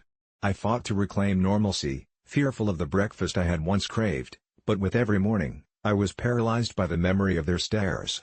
I didn't dare return to that hotel, yet one night as I counted sheep, I heard the buzzing of my phone, an unknown number appearing on the screen. My heart lurched as I answered, the same low, gravelly voice from before ringing out, "We found you. You need to come back." I slammed the phone down, mind racing with panic, but a chilling dread settled in as the memories of those breakfasts, that card, and the man resurfaced like a tidal wave crashing over me, visceral and relentless. I bought a train ticket to anywhere, a desperate plunge hoping the farther I ran, the safer I'd become until I realized I was only making things worse as I boarded the train bound north, not knowing that I was walking straight into their trap, where breakfast would no longer be a buffet of pastries but an omen, where there would be no escape from the hotel that had devoured so many, just another line added to a long list of vanished guests who came for breakfast and disappeared without a trace.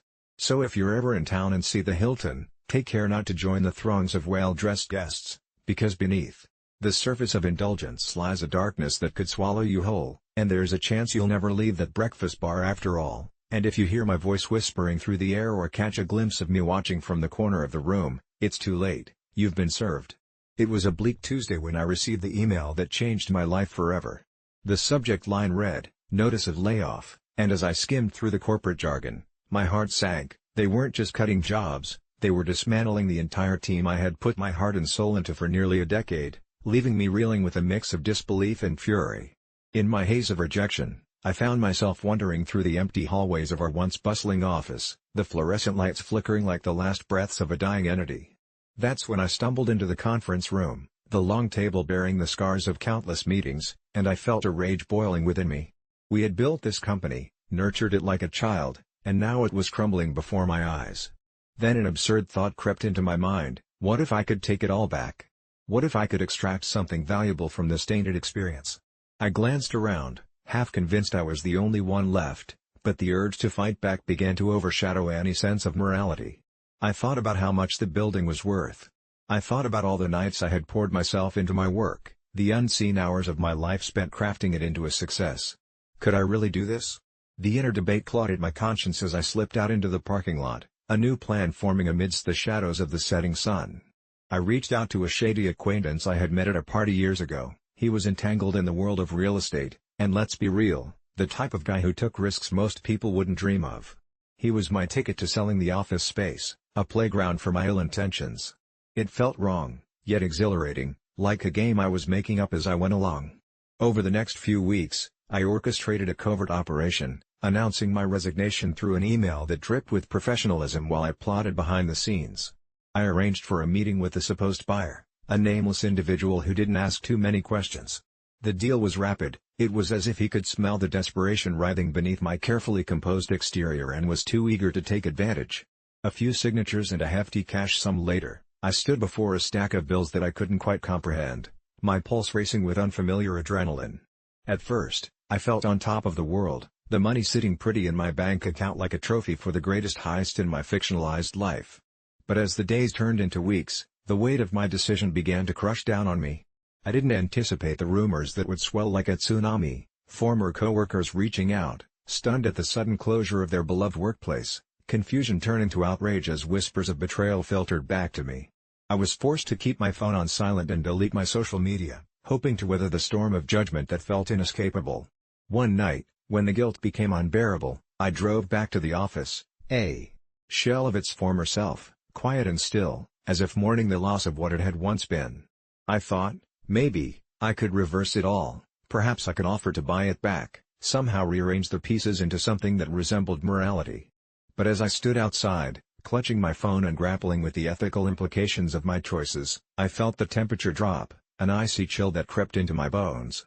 When I turned to leave, I glanced back one last time, and that's when I saw them, figures standing in the windows, silhouettes of my past colleagues, their faces contorted in expressions of anguish and disbelief, as if they were silently screaming at me, tethered to the place I had unceremoniously stolen from them. Panic surged through me, a raw, visceral terror. I stumbled backwards, my heart racing, my fight-or-flight instinct kicked in, and I fled to my car, my mind echoing with the memories of the faces I'd left behind. Guilt gnawed at me like a ravenous beast, and I dared not sleep, fearing what dreams might come. I avoided all mirrors, terrified of what I might see lurking behind my own reflection, the true monster I'd allowed myself to become. A few sleepless nights later, The consequences of my actions began to unravel the fabric of my life. I received a call from an anonymous number, no one I recognized. When I picked up, a gravelly voice greeted me, chilling in the late-night stillness. "You think you can just take it and run?" It rasped, low and loaded with ominous intent. My heart stopped. The voice was too familiar, an echo of my past mingled with a sense of dread. I barely managed to mumble a feeble response before the line went dead. I couldn't shake the feeling that I had made a grave mistake, one that was on the verge of haunting me beyond imagination. The days turned to weeks once more, and dread loomed like a dark cloud over my reality. I received strange packages at my front door, pieces of furniture from the office, photographs that had once hung on the walls, each accompanied by a note dripping with escalating threats. "You can't escape, we see you." I began to question my sanity. Was this some twisted game? Soon, every minor noise became an anxiety-inducing event. Every creak in my home awoke the specter of fear. I started placing makeshift locks on my windows and barricading my doors, convinced someone, or something, was crawling closer. My once serene sanctuary felt like a coffin, the walls closing in. All the while, my past colleagues were out there. What if they too had been watching? What if they had taken my betrayal as personal revenge? Nothing I did could erase the guilt or the gnawing suspicion that I was being hunted, my own demons turning on me under the poisoned light of my choices. My paranoia reached a fever pitch when I discovered an envelope on my doorstep marked with dreaded handwriting that struck a chord deep in my chest. "You think this is over?" It read. Beneath it lay a faded group photo of my ex-coworkers, their faces contorted with grief, blood splattering the corners, as if stained by their rejection of me. I felt sick to my stomach, and, in that moment, my heart thudded violently against my ribs. I returned to the office once more, fully determined to confront my demons. The ominous presence weighing heavily around me made the air thick and hard to breathe. The building loomed dark and eerily silent as I pushed the door open, the emptiness echoing back at me.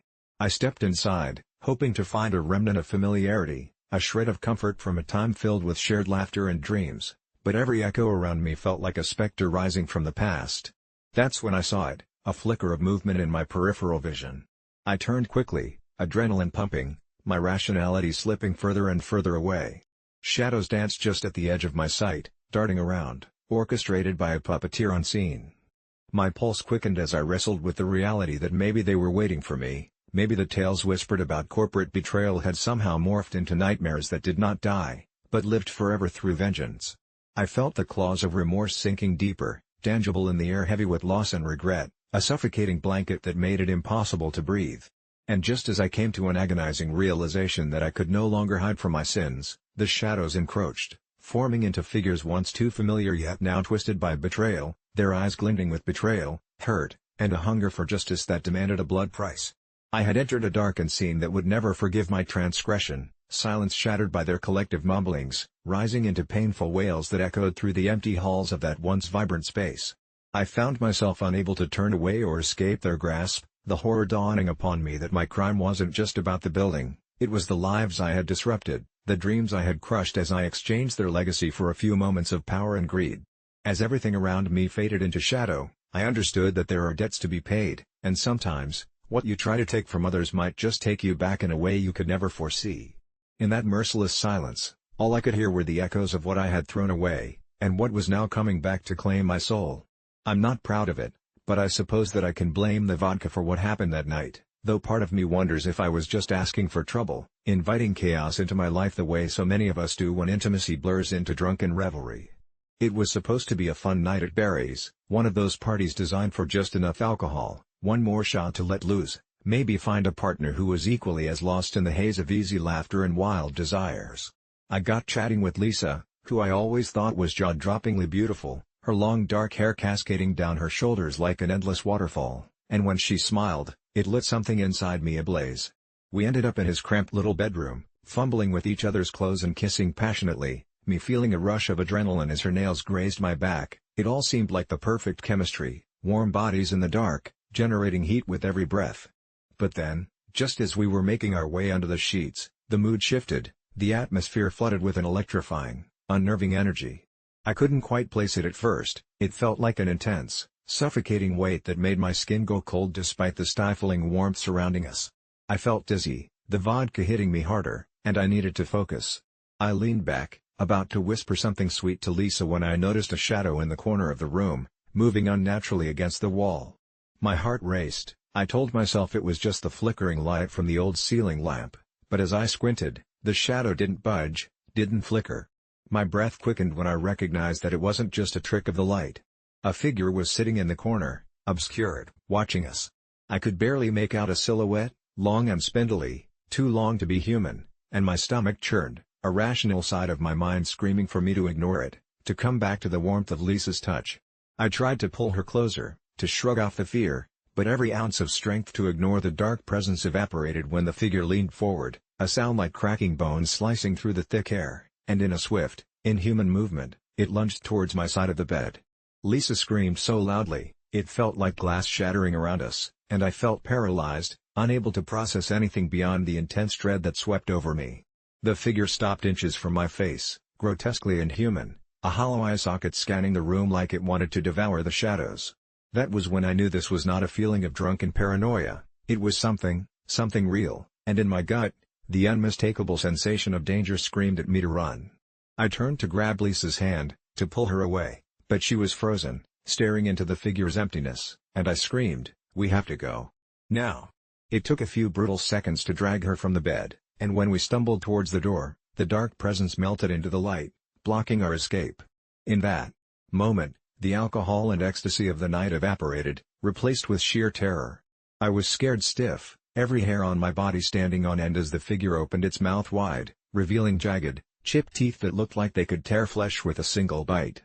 I don't even know what possessed me to grab Lisa and push against the closed door, but somehow, I broke through the grip of horror that had entrapped us both. We slammed through the door, fleeing out into the living room filled with drunken partygoers, who were obliviously laughing. But the second we stepped into that light, the shadowy figure melted back into the corner, vanishing like a nightmare. I pulled Lisa away, my heart hammering in my chest, and we found a corner away from the chaos, her wide eyes full of confusion and dread. "Did you see that?" I asked, breathless, but she looked right through me, her face pale, her lips quivering. "What are you talking about?" But the chill that settled into my bones told me it didn't matter if she believed me or not, that thing had followed us, had marked our encounter. And just moments before, I was sure we were both alive, but now? Now I felt the deepening dread, that something terrible lurked beneath the laughter, watching, always watching. The night continued to unravel around me, Barry's party carried on, oblivious to the horror that had taken place in that bedroom, and yet the laughter felt all wrong, jarring, like a mockery of something beautiful turned grotesque. I could feel the dark aura of that figure lurking just behind my shoulder, waiting for the perfect moment to take its hand and draw me back into darkness. I grabbed Lisa's shoulder, both of us feeling the brush of icy danger that made the air thin as if we were surrounded by an invisible force. Every time I thought about going back in for my jacket, I felt the evening air prick my skin with sharp reminders of what we had done. It felt like a mistake, like that simple act of getting freaky had summoned something worse, something that might never leave us. Days turned into nights, and every moment, the shadow waited, whispering my name at the terrible hours of the night when I thought I was safe in my bed, sending shimmering chills throughout my body. I watched as my once joyous world unraveled. The vodka couldn't drown out my thoughts, the laughter of friends became hollow echoes, and every flicker of a shadow made me hyper-aware of the danger that crept closer. Each time I closed my eyes, I saw that gaping maw, those empty sockets piercing straight through me as if it consumed my very essence, and every single night, I kept searching for that reminder of my mortality lost in the fantasy of lust, horrified by what I had unleashed. When I finally came to terms with the haunting reality of what we had brought into this world, I knew that something had shifted within me, and I would never be able to go back to the blissful ignorance I once took for granted. I learned too late that sometimes, when we try to get freaky, we invite some truly terrifying things home with us, and those things, once invited, seldom leave without claiming a piece of us first. For years, I struggled with an undercurrent of darkness that I labeled as depression, a vague specter that loomed over my daily existence, and as I searched for answers, I fell deep into the world of online forums where self-diagnosed mental health issues seemed like a badge of honor, where I began to lose track of what was real and what was merely a tapestry of others' experiences woven into my own. I read every post about anxiety, ADHD, and BPD, each tale laced with an unsettling familiarity that convinced me I must be drifting in the same troubled waters, and instead of seeking professional help, I found camaraderie and shared pain, wrapped in the comforting anonymity of usernames and avatars. learning the language of my supposed afflictions, how to express my anxiety with preciseness, and soon even my closest friends began to address me as that anxious one. Yet the weight of expectation was suffocating. Every time I hesitated to respond, every time I stumbled over my words, I felt like I was morphing into the very essence of what I claimed to be. In the depths of my spiraling identity crisis, something sinister began to emerge, an impulsive, shadowy urge to find a deeper connection, and one night, I stumbled across a post that described drenched feelings of despair, a kind of pervasive entity that the poster referred to as the Mind Reaper, claiming it could penetrate through your self-images and make you feel as though those self-diagnosed issues weren't just symptoms of psychological turmoil, but actual living demons that awaited every moment of weakness to latch onto. And as I delved deeper into his posts, I couldn't help but feel a chilling resonance with the way he described the Reaper, a paralyzing presence that curled around your consciousness, siphoning warmth until no shred of hope was left, making you feel as though your life was a grotesque performance staged for fleeting sympathies. And the more I read, the more I found myself living under the shadow of this phantom pain, wondering if perhaps, just perhaps, the separation I felt between my self-created persona and the truth of simply being human was the very thing that drew this dark entity nearer. Coincidentally, a few days later, upon returning home from a particularly draining therapy session where I finally admitted my obsession with self-diagnosis, I found an unmarked package on my doorstep. My heart raced as I stumbled inside, unwrapping it with trembling fingers to uncover an old mirror, the glass fractured in such a way that it fragmented my reflection into hundreds of glimmering shards, but nestled among the jagged edges was a hastily penned note that read, "The Mind Reaper walks just behind you, watching, waiting, this mirror is your truth." Confused yet compelled, I decided to place the mirror in my room, where it loomed ominously, feeling like a living thing. When I caught a glimpse of myself in its fragmented visage, I felt like I was staring into the abyss. Was that really me, or merely the assembly of all the pain I felt mirrored back as the pieces clinked like brittle glass? Days turned into weeks, every night shadowed by nightmares where the Mind Reaper's voice would taunt me, whispering secrets of my life, weaving in and out of reality, even pulling at the corners of my mind when I was awake, and I lost track of daylight as every evening I'd sit in front of the mirror and try to piece together my scattered self, only to feel the irrevocable loss of identity sink further, as if I'd willingly become a vessel for something larger than my own existence.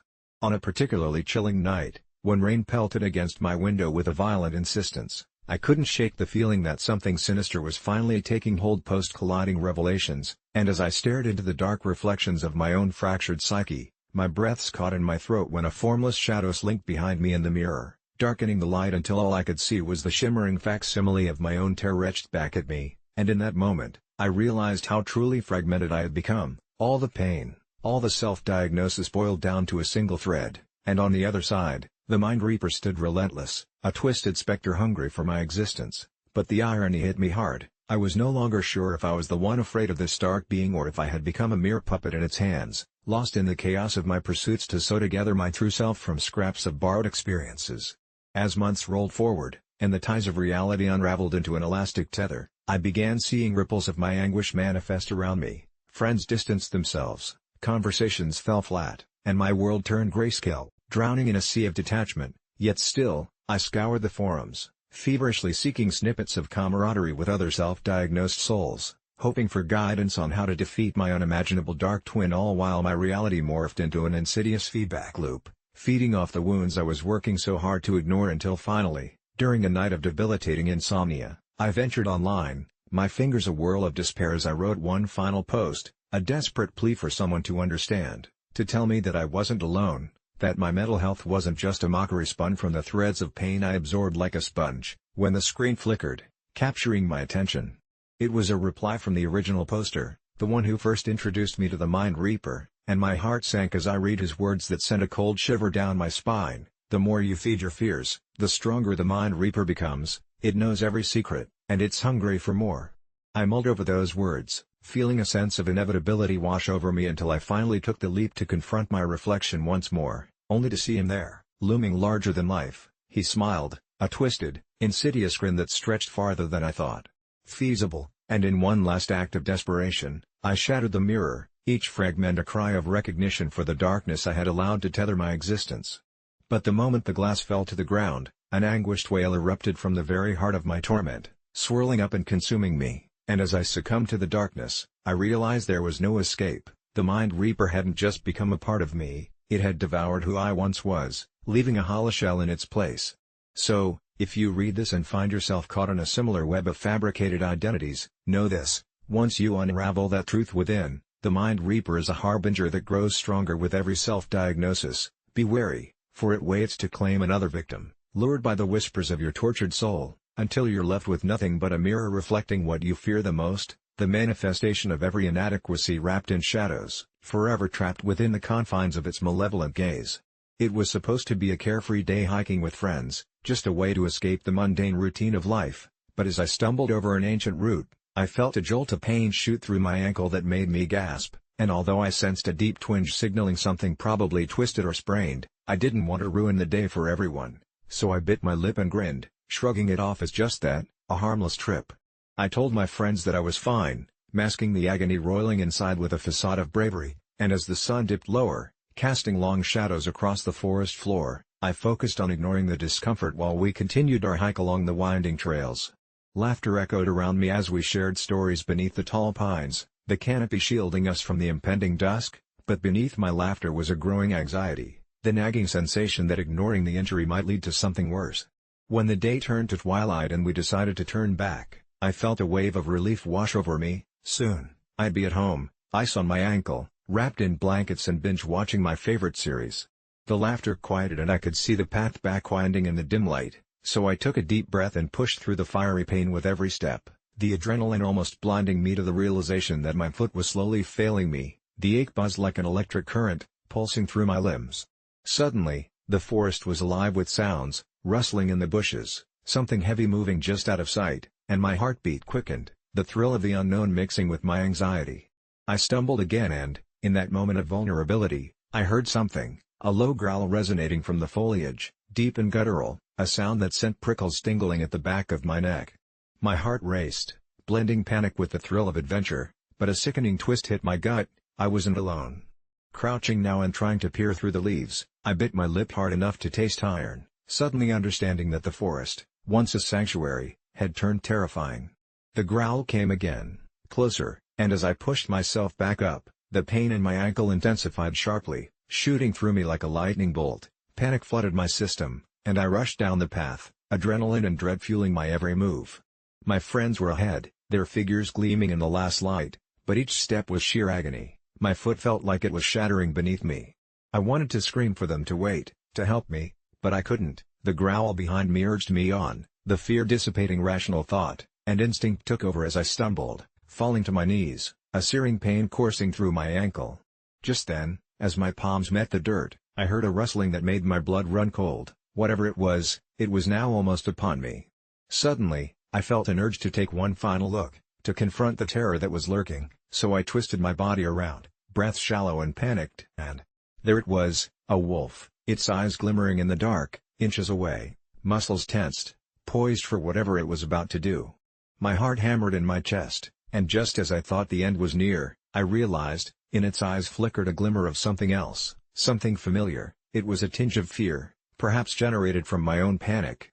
In that fleeting moment, I recalled the wisdom of my childhood: never show weakness to animals, so I steeled myself against the rising tide of terror.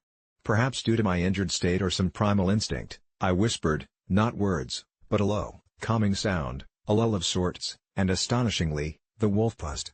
It tilted its head, as if trying to decode my essence, and in that split second, an otherworldly connection formed between us. Something inside me clicked. I realized that the very thing I had dismissed as a mere injury had, against all odds, saved me. I wasn't just any prey, I had shown my bone-deep flaws, my human fragility, and now the beast had retreated slightly. My friends finally reached me, calling out in confusion, and as they regrouped, the wolf simply turned, dissolving into the thicket as suddenly as it had appeared.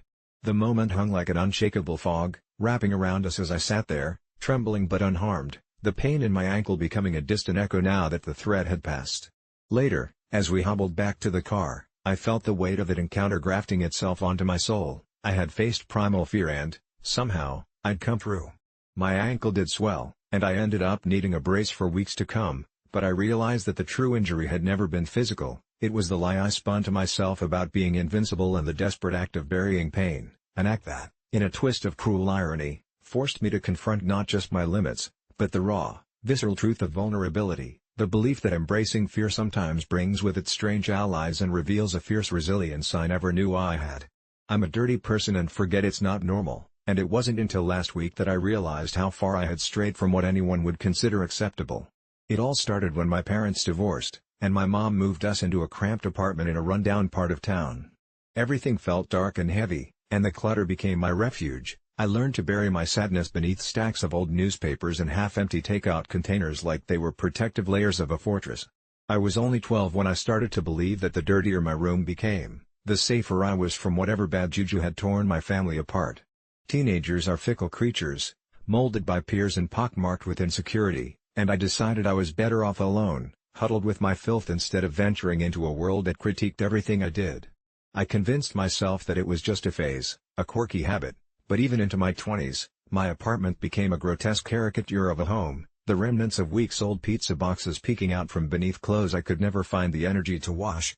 Friends stopped visiting, claiming they couldn't help but feel smothered by the stench of decay that clung to me like an unwelcome second skin, and I laughed it off, waving them away as if to say cleaning was overrated. One night, I was perched on my dirty couch, the television flickering across crumbling walls, and I noticed something strange, a shadow darting by the corner of my eye, not quite belonging in the chaos of my living space. I figured it was just a trick of my overactive imagination, but then it happened again, a dark shape flickering through my clutter, and I felt a jolt of something primal coursing through my veins. My senses heightened, I began to notice the soft skittering sounds mingling with the cacophony of a talk show host in the background, a chorus of whispers that danced like a gentle breeze, creeping into my subconscious. I convinced myself it was nothing, mice or my mind playing tricks, but it grew harder to ignore when I woke up one morning, heart racing, to the feeling of something crawling across my cheek. A scream ripped from my throat before I could catch it, and I bolted upright, hurriedly swatting at my hair and checking for evidence of the invasion. The clutter around me seemed to sway ominously, as if it were alive, and I regretted ignoring the signs, the occasional scratch on the walls that whispered of claws and teeth, the way the shadows seemed to linger just that little bit longer in the dim light. Cleaning became an itch I couldn't scratch. I was repulsed and drawn to the mess simultaneously, unsure whether to throw everything away or embrace a newfound clarity. I began to collect odd trinkets, things I was certain had been left behind by whoever, or whatever, had invaded my home. I found a ring beneath a pile of clothes, ornate and glimmering strangely in the half-light, and it was then that I first began to question my reality. I slipped the ring onto my finger, and for a moment, I felt different, like I was tethered to something ancient and powerful. But soon the feeling faded.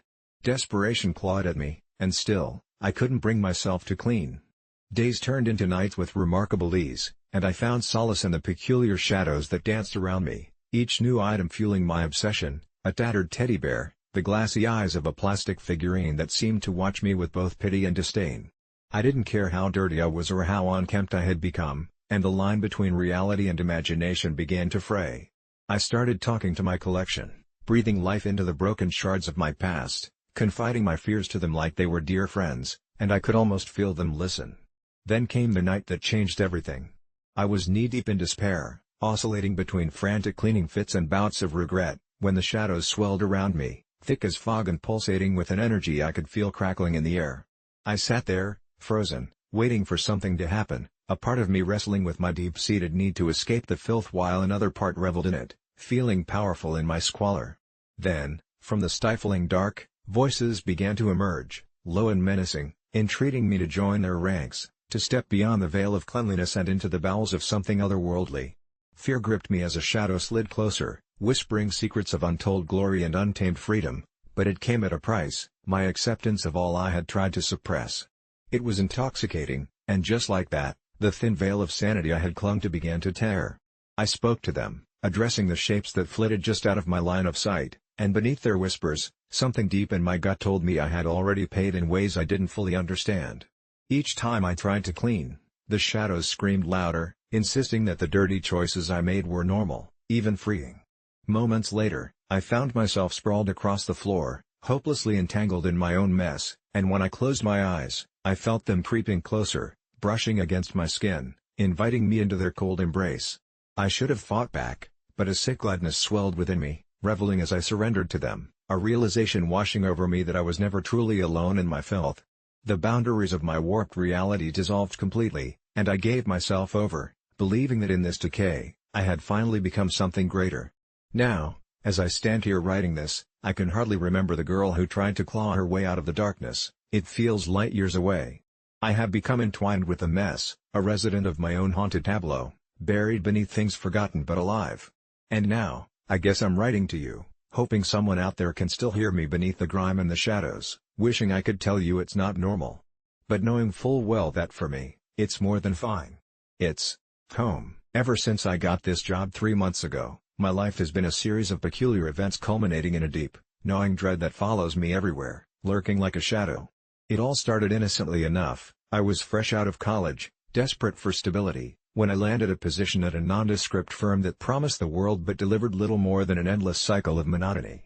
Every day, without fail, I'd wake up before dawn, drive to the office while the streets were still cloaked in darkness, and park my car in the corner of the almost deserted lot. I'd trudge in, with my coffee in one hand and the weight of my exhaustion in the other, only to notice the same eerie silence enveloping the building. The flickering lights overhead felt like they were mocking me, they buzzed ominously, rendering the lifeless halls all the more unsettling. I was recruited under the pretenses of contributing to a project that, supposedly, mattered, a groundbreaking initiative that would revolutionize the industry. However, as the weeks rolled by, it became painfully clear that I wasn't meeting any lofty goals nor enhancing some grand vision. Instead, my tasks were laughably simple. Each day, I would plug a few numbers into an ancient spreadsheet, hit enter, and voila, I was essentially done. And yet, inexplicably, I still clocked in a full 8 hours every time, logging minutes that stretched into hours of staring blankly into my computer screen, trying to look busy while my mind spiraled into the abyss of creeping suspicion that something was horribly amiss. With time, I noticed odd things around the office that would make my gut twist tighter. Co-workers would appear lethargic, drained of any energy or ambition, and when I occasionally bumped into one of them in the kitchen, they would avert their eyes and mumble barely intelligible responses. It was as if they were trapped in a waking nightmare, slowly turning into automata, trudging through the motions with vacant expressions devoid of humanity. Whispers began to circulate about the office's odd policies, especially the unsettling rule that prohibited employees from leaving their desks during work hours, yet it seemed so incredibly absurd to be enforced. One particularly eerie morning, while sipping my coffee, I overheard a conversation between two starkly ashen-faced colleagues regarding the manager. They talked in hushed tones about how you could never look at him directly or question him, otherwise he might take a personal interest in you. My heart raced as curiosity clawed at my insides, pulling me closer to the truth that I desperately wanted to unravel. Naturally, that wasn't smart, so I figured it would be best to keep my head down and continue pretending I was part of this bizarre landscape, going through the motions like the others, but with an eye on the door, ready to delve deeper into the spiraling paranoia that had failed to let me go. One morning, after a particularly disorienting dream about the office practically collapsing around me, I arrived early again, driven by a newfound urgency to confront whatever dark force gripped my workplace. The lights hummed a new dissonant symphony, drowning out my thoughts, as I stepped into the lobby, where a deep chill clung to the air. To my horror, I was met by the manager, a tall, shadowy figure dressed sharply in a suit that seemed to consume the very light around him. I felt like a deer caught in headlights as his eyes pierced through me, cold blue orbs devoid of compassion or warmth. With a voice that rolled like thunder, he casually inquired if I was enjoying my work, but in the cadence of someone who didn't genuinely care. My heart pounded in my chest as he mentioned that my commitment had not gone unnoticed, a phrase so chillingly vague I felt my stomach lurch. Then he handed me a small, worn notebook, its pages crumpled and yellowing like forgotten memories, instructing me to keep track of everything. Confused but too intimidated to question, I accepted it, feeling the weight of dread settle firmly on my shoulders. What could I possibly need to track? Was it the minutes I spent doing next to nothing? Or was it a countdown of how long I could keep my head above water before the abyss consumed me? That night, unable to shake the feeling of unease, I opened the notebook, finding strange symbols and graphs, meticulous notes scrawled in a handwriting that didn't resemble mine at all. The more I delved into its pages, the more horrified I became. Numbers off the charts, scrambled letters, and something that looked distinctly like a list of names, my coworkers, their tasks, completion dates marked in dark ink. But what struck me hardest were the notes next to their names. Excessive breaks. Too many questions. Not one of us, I gasped as my eyes scanned to the end of the list where my own name appeared, meticulously inscribed with an ominous note, "Watch closely," and beneath it, a date less than a week away. I couldn't breathe as the realization hit me. Was I being monitored? Were they being punished? I was suddenly aware that each task I completed in the office wasn't solely a mundane exercise, it was a part of a dark practice, something I wasn't a part of, something insidious at its core. As dread wrapped its icy fingers around my throat, I knew I had to find a way out. Had to escape this twisted web before I too succumbed to whatever fate awaited me. But how do you escape a place where every move is scrutinized, every question met with cold silence? The next day, I resolved to leave early, just like I always did. I carefully crafted my path, conscious of the eyes I imagined upon me, the shadow of the manager lurking somewhere in the periphery. But life has a way of throwing curveballs when you think you're getting away clean. As I gathered my things, anxiety brewing in my chest like a boiling pot, I realized that leaving the office wasn't going to be enough. It was already too late for that. I felt the familiar chill of the manager's presence before I saw him, standing at the entrance, arms crossed and with a hint of a sinister smirk playing at the corners of his mouth. "Going somewhere?" he asked, his voice smooth yet taut with tension. Unable to muster any coherent response, my heart raced as I turned on my heel, adrenaline kicking in like a defected soldier trying to escape battle. I bolted towards the elevator, fingers trembling as I pressed the button repeatedly, praying against all odds that it would come before he caught up to me. With every second, I could almost hear the hammering of my heart drowning out the silence, the dread of being snatched back into that abyss looming behind me. When the doors finally slid open, I rushed inside, breathing heavily as I stabbed at the button for the ground floor. But just as the doors began to close, I heard his voice slice through the air, a chilling command that sent a shiver down my spine. "You can't leave, you belong to us now." In that suspended moment, frozen in fear, the last shred of sanity clung to my being as I repressed my instinct to cry out, to pound at the walls, to make a break for it like my very life depended on it. But I felt it, an unseen force pushing down on me as the doors slid shut, trapping me in that metal coffin with my own worries. The elevator jolted downward, a disorienting ride that felt like being dragged into an abyss where time lost all meaning. Mortality weighed heavily in this vertical descent with the manager whispering promises through the thin steel between us, binding me to this grim fate.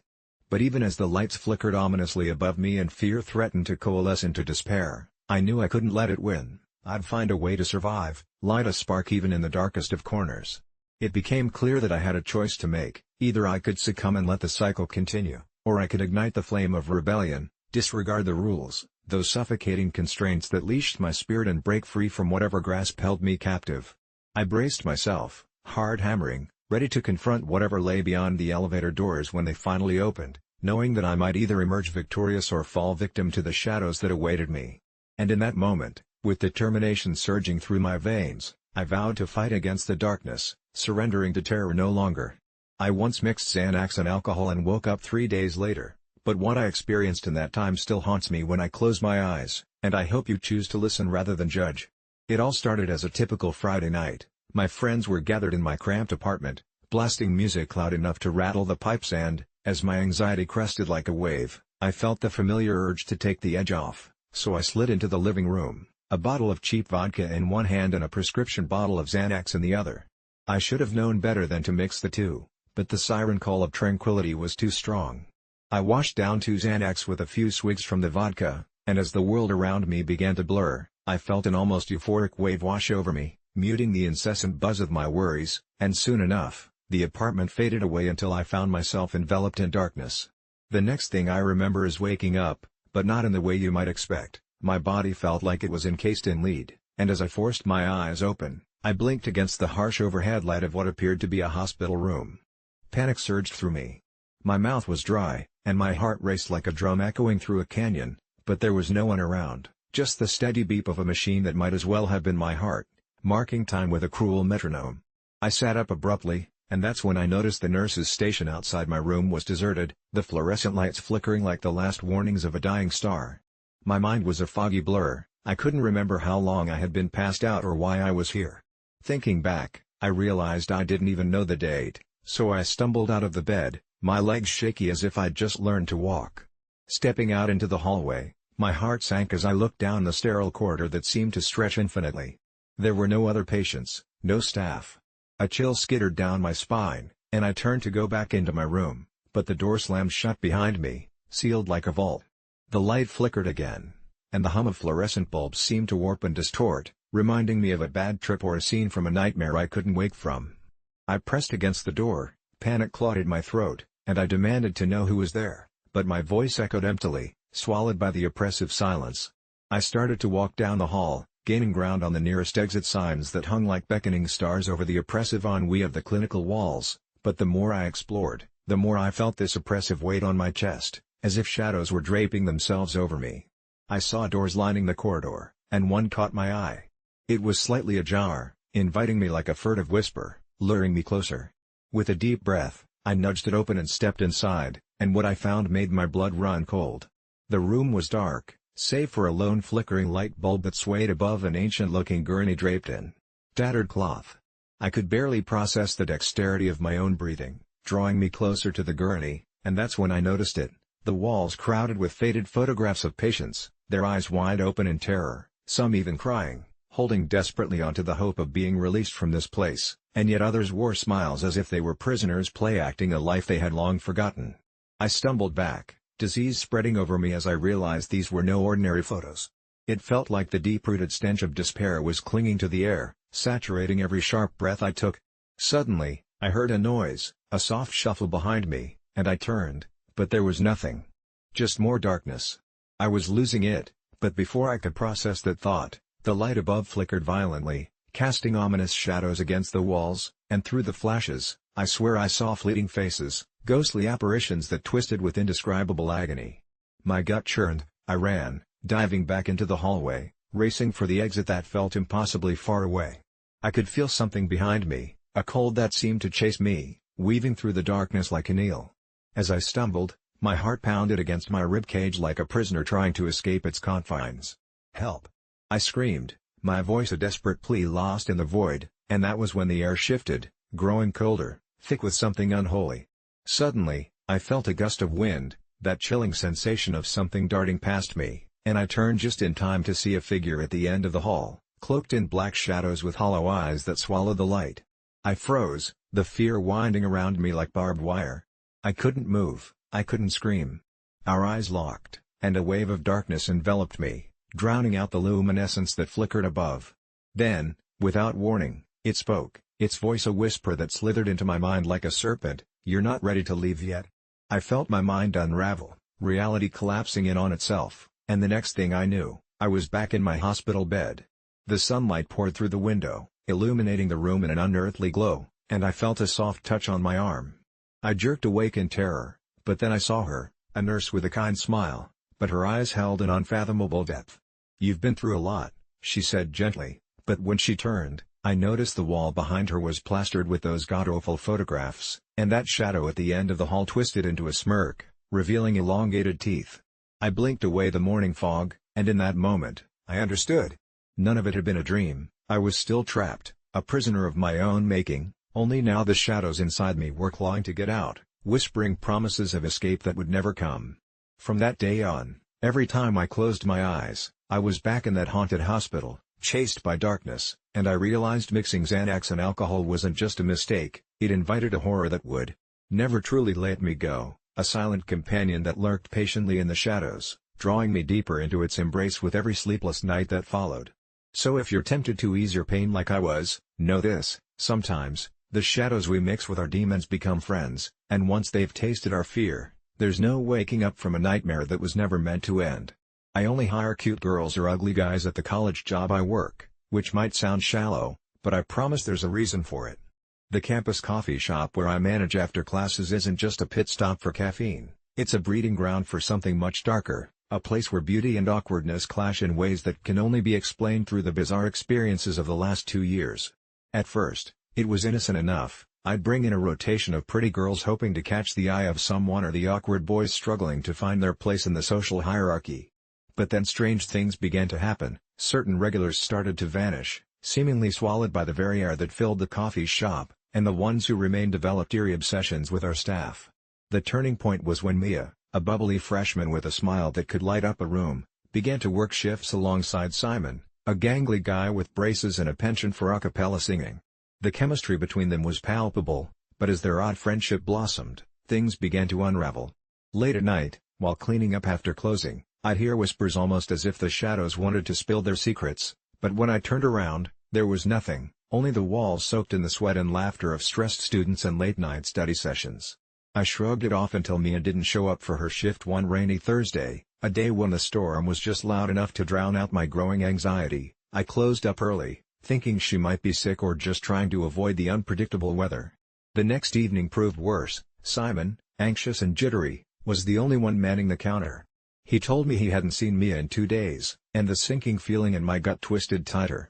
The customers were acting strangely too, the appealing folks staring too long into the barista's eyes, intent as if they could suck something out of them, something human.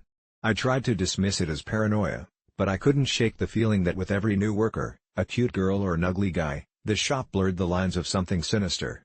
Then came the night I saw the first signs of what I now know was the beginning of the end. I returned from the back room to find Simon speaking earnestly with a group of girls at the counter, their laughter wafting through the air thick with the smell of burnt espresso. One girl, with hair like molten gold and a radiant smile, kept glancing towards the entrance as if waiting for someone that would never walk through that door again. I should have stepped in, should have ended the facade right then and there, but curiosity gnawed at me, holding me in place. The laughter turned thick and indistinct, twisting into something darker, and in the next moment, Simon had begun to tremble. I thought he was just nervous, but soon his eyes were wide, pupils dilating as he stared off into the room's dim corners. It was then I felt it, a chill slithered up my spine, crawling like fingers reaching for my heart, dark shadows pressing in, and I finally understood, the whispers weren't mere figments, they were real. I needed to check on Mia. I rushed to her apartment, hardly thinking about what lay ahead. When I arrived, the door swung open easily, the hinges squeaking, revealing a scene I wish I could unsee. The room was empty save for a crumpled notebook lying face down on the floor. I picked it up, my heart racing. It contained Mia's thoughts on everything, the coffee shop, the friends she had made, and even a strange passage about an entity spiriting people away, a creature that fed on the essence of beauty and anxiety. My breath hitched in my throat, my mind raced, trying to piece it all together, trying to convince myself it was a delusion. I hurried back to the coffee shop, fearing for Simon and the others. The shop was quiet, the lights flickered as if the walls themselves sensed impending doom. When I reached the back, I found him standing rigid, staring at the wall, mumbling something about the door and the end. Panic flooded me. I pulled him away, demanded he look me in the eyes, but he just kept saying, "You can't look away, they'll come for you if you do." Suddenly, I felt it, a heavy presence looming, suffocating. It was there, creeping in from the shadows, and only then did I understand the terrible cycle. We lost a worker, and now the shop demanded another. Before I could react, Simon was pulled to the side, twisting away from me, his eyes wild with fear. He screamed as something unseen snatched him from reality. I stumbled back, terror gripping me tight as I clawed for the light. The door was my only escape, but as I turned, I glanced back at the counter one last time, and I saw it, a shape, hauntingly beautiful yet horrifying, eyes as dark as pits and a smile that promised nothing but despair. There were whispers, seductive and luring, promising joy and delight, but all I felt was the grasp of night fragments consuming everyone I dared bring into the fold. I tore from the shop, bursting into the chilled night, and even now, this very moment, I can still hear the echoes of laughter mingled with screams, a reminder that my choices had given life to a predator only satisfied with beauty and loneliness. I don't work there anymore, I can't, but one thing remains: next semester, when the new hires come in, I'll still feel that haunting presence breathing down my neck, always waiting, always hungry.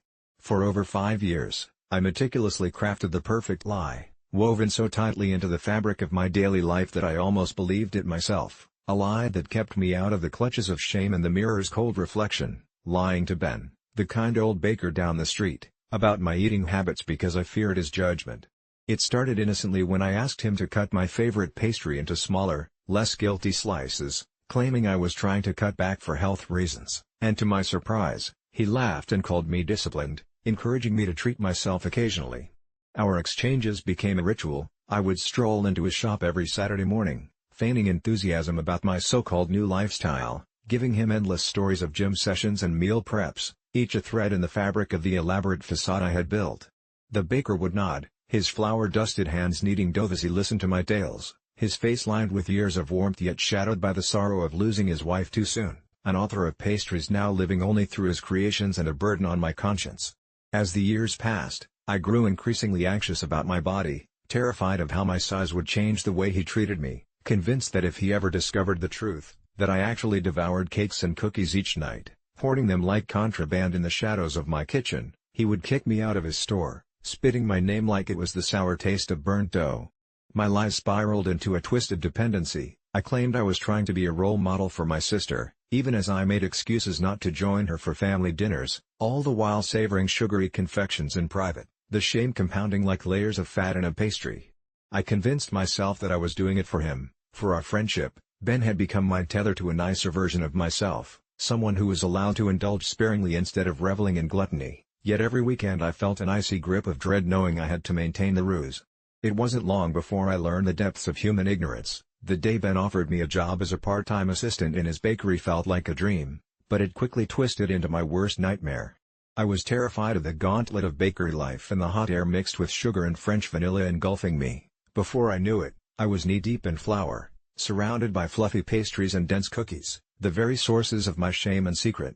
Each day, I watched the sparkle in Ben's eyes return as he revealed passion with each whip of the batter, a stark reminder of how empty my own life had become. My heart raced in panic. I was surrounded by my lie like a spider in a web, knowing my true self was nothing more than a fat shadow lurking behind the thin, happy facade I presented. Yet no matter how hard I tried, I couldn't bring myself to confess. The words tangled in my throat, fighting against the insecurities built over years of deception. Yet one fateful day, everything changed, starting with the subtlety of strange occurrences, a ripple in the air that whispered of dread, a fading scent of vanilla, and a peculiar chill that swept through the bakery. It began with a lingering shadow that loomed over the pastries, a flicker out of the corner of my eye that left me shaken, but I brushed it off, attributing it to exhaustion and the ever-present pressure of the job. Then the bakery started to feel heavier, an oppressive blanket of dread, as customers began to complain of an unusual aftertaste in the treats, a salty tang that snuck its way into frosting and cream, coaxing my mind toward dark rumors of the baker's health deteriorating. Wasn't it ironic how, the longer I lived under the weight of my dishonesty, the more I felt the walls closing in? Then, one stormy night after the store had closed, I heard Ben's labored breaths, heavy and strange, echoing through the kitchen, the sound fleeing into the shadows as I attempted to wipe the counters clean of sugary residue. My heart churned with worry as I stumbled upon him in the back of the kitchen, each breath rippling through the air like a prelude to something terrible. That's when I saw it, the outline behind him, something dark that sagged with an almost human quality, its shape writhing like a stolen spirit, watching me with hollow eyes as Ben spoke softly to it, the words filled with despair. I realized in that moment he was arguing with his late wife, hallucinating her existence in that space he filled with sweet memories and ghostly nostalgia. My stomach twisted with a new fear, not just for my own truth but for his unbroken heart that had inherited the bitterness of loss. In that instant, I knew I had to come clean before it shattered like the fragile glass of the bakery's chandeliers. I blurted out the truth, the words spilling like flour from a clumsy bag, the late-night binges, the guilt, the reasons I kept up the charade, desperately searching for sympathy in his kind eyes that were now glazed with confusion and disappointment. But a deeper, darker shadow lingered behind him, inching closer, tightening the air around me. It seemed I had awoken something, broke the unspoken bond that kept the truth buried between us, and now the lies bore a heavy cost as a low growl echoed through the room, and everything I had fabricated merged with the bitter reality that the spirit of grief was now driving Ben deeper into madness, and I was tethered in a web, fashioned from a flour-sweetened betrayal. The entity, spurred by my revelation, lunged toward me, a wisp of smoke curling against the light, and I was suddenly enveloped in despair. The darkness clawed at my insides, filling me with the undeniable weight of sheer horror as I grasped the cruel nature of my deception. The truth bared all, turning the baker's pain into something tangible, and for the first time in years, I understood that the lies were never just mine. They belonged to the sweet memories of a life that once flourished, now warped by whispers and shadows.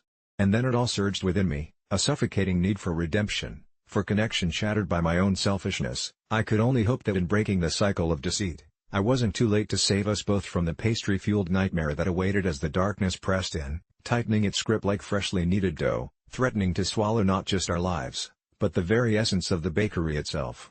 I never thought that witnessing a car accident on a rainy Tuesday evening would lead me down a twisted path of obsession, but as I stood there, drenched and cold, I couldn't shake the feeling that my life was about to change forever. The sound of screeching tires pierced the air as a silver sedan collided with a crumbling stone wall, the impact sending shards of glass spiraling like deadly glitter. In a daze, I rushed over, my heart pounding like a drum, and as I got closer, I could see a man slumped against the steering wheel, unconscious and trickling blood down his temple. Somehow, in that moment, pure instinct took over, and I pulled him out of the wreckage just as a second car, red and speeding towards the chaos, swerved to avoid us, a near miss that felt like a cosmic stroke of luck. The ambulance arrived minutes later, its siren screaming into the stillness, and I felt a sense of accomplishment wash over me as they took him away. I didn't know his name yet, but in those moments, as I sat in the back of the ambulance, holding his hand and hoping for signs of life, I felt connected to him in a way I couldn't explain. Days passed, and I discovered he was named David, a typical guy in his 30s, a low-profile accountant whose life had been ripped apart by a reckless driver, a true tragedy, but the thrill of having saved him glued me to his story like a moth to a flame. I began to visit him every day at the hospital, where he lay unconscious, wrapped in wires and tubes, and each time I told him stories, pouring out my life in hopes that he could hear me somehow, I adorned his room with flowers and read him his favorite books until one day, he blinked awake, and our eyes met for the first time, his confusion morphing into a look of gratitude that shook me to my core. As he recovered, we began to bond, but something darker simmered beneath my admiration. I started to follow him, watching him issue apologies to friends and family, studying his awkwardness, his kindness, all the things I had grown to love about him from a distance, but eventually, I crossed the line in all the ways I never should have, so consumed by the narrative of his recovery that I began lying to get closer to him, sharing fabricated tales that portrayed me as a savior longing for friendship. At first, he welcomed my companionship, grateful for the company during his slow return to normalcy. We'd laugh over coffee, and he confessed his fears of not being able to reclaim the life he once led, but as the days turned to weeks, I began to notice the little things, the way he looked at me with confusion edging on fear when I tried to push for deeper conversations, the way his friends became increasingly worried that I was lingering a little too long and smiling a little too widely. I couldn't bear the thought of losing him, so I did the only logical thing I could think of. I cut off their access, showing up uninvited at family outings and closely monitoring interactions, sabotaging connections that threatened our growing bond until he was dependent on me for moral support. The darkness of this obsession showed itself when one night, a friend from his past called, and in a moment of unfiltered rage, I confronted him, my voice a chilling whisper as I warned him to stay away from David, and that night, when I returned home, I felt exhilarated, high on the sheer thrill of love tinged with terror that had enveloped me. But then came the cracks. He began to sense my intrusion and apprehension took root in his eyes, the bond we had crafted feeling more like a prison now, twisted by my growing paranoia that at any moment, he would decide to break free.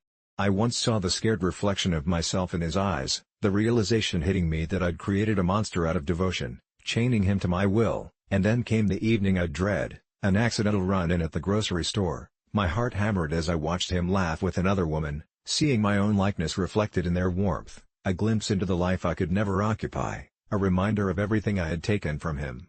I lost it. Storming down the aisle, I confronted him, demanding to know why he didn't call me for help, for rides, for anything that would keep us together, his face twisting in confusion and fear as I backed him into a corner. But as I raged, my heart sank with the realization that my love had become my imprisonment, both for him and for me. In a desperate attempt to regain control over the reality I had shattered, I made a choice that would change everything. I waited outside his apartment late into the night, adrenaline coursing through my veins as I watched him return, a pitiful shadow of the man I had saved, a trophy turned victim of a love that had gone too far. I knew this could end badly, but as I saw him slip inside, memories of laughter and warmth flooded my mind, and I resolved to reclaim what I'd lost. If only he had truly seen my devotion as love instead of a cage, perhaps we could have fought this battle together, instead of being mere players in a chilling game of avoid and evade. Then it became inevitable. After weeks of trademark stalking tactics, I left him a note where I knew he would find it, words crafted with meticulous care, weaving tales of our bond so tightly around him that he was bound to feel the need to respond. But the response I received struck like a mallet against my resolve, a heartless rejection that clawed at my insides, warning me to back off and go away, that his friends were watching, but my heart screamed louder than rationality, shattering the last semblance of normalcy between us, and it was from that moment, bathed in desperation, that I hinted he wouldn't be safe if he didn't reconsider. The weight of my new status as a stalker pressed down like ash settling over the remnants of our connection, but I brushed aside the darkness creeping into every corner of my existence and clung to something else, letting my love morph into something unrecognizable. As nights blurred into one another, he enhanced his attempts to escape from my grasp, carefully planning ways to outsmart a foe he never envisioned in his own life narrative, leaving me tense and vulnerable, always lurking in the silence that improved into screams. And finally, just when I thought I had lost him forever, he flipped the scene. One late evening, he left me a voicemail that sent shivers down my spine, professing a need for distance and safety, crackling through the receiver as if he sensed my tightening grip on all the smothering love I had once thought noble, left me thinking I had orchestrated something that had grown beyond my wildest nightmares. But in that twisted moment, something dark awakened in me, shattering version of us into shards that broke the lines of sanity as I tumbled down the rabbit hole, consumed by a mix of confusion and rage, determined to prove that I was owed the life I had fought for, the destiny we both could have shared if only he had realized how desperate I had grown. And as I sat alone in my dimly lit room, staring out into the rain-soaked streets, I understood now, this was just the beginning of a twisted tale, mine and his slowly intertwining in a haunted script of my own making, where salvation had morphed into suffocation, and the need to be free had bound us tighter than we ever intended to be. I've been running a company totally drunk for more than a year, and I can't believe I actually let it get this far. It all started in the wake of my divorce, where I found solace in whiskey neat, the burn crawling down my throat becoming a temporary balm for the aching void left in my chest. I used to be the proud owner of a small marketing firm, passionate about creativity and innovation, but one evening, after yet another heated argument with my now ex-wife, I stumbled into my home office with a bottle of my favorite bourbon and an idea that seemed brilliant at the time: what if I just made every decision under the influence? I laughed out loud at the absurdity, but as the sun dipped below the horizon and my glass emptied time and again, that idea became a challenge, a twisted game I dared myself to play. The first email I sent that night was fumbling and incoherent, but when I woke up the next morning with a hangover so fierce it felt like my skull was being crushed in vice grips, I discovered that my team had responded positively to my drunken rants about innovative out-of-the-box branding strategies. From that moment, I embraced the chaos, often arriving to work reeking of alcohol, the remnants of the night playing a cruel game of hide-and-seek with my sanity. Every Monday, I would schedule a drunk strategy meeting, which evolved into a twisted ritual where my employees would bring me shots and I'd mesh terrible ideas with dubious logic, yet somehow, we began winning clients. The thrill of hearing our revenue skyrocket drowned out any sober voice of reason, and I grew addicted to the validation of my reckless decisions, until things shifted in catastrophic ways. There was an audible buzz in the office as newly signed clients grew increasingly enthusiastic about my unique approach, and I reveled in the high from their praise while desperately needing another drink to patch over the gnawing uncertainty in my chest. Gradually, I became more and more isolated, fear deepened shadows crept into my employees' eyes, their laughter no longer echoing with the joy it once did.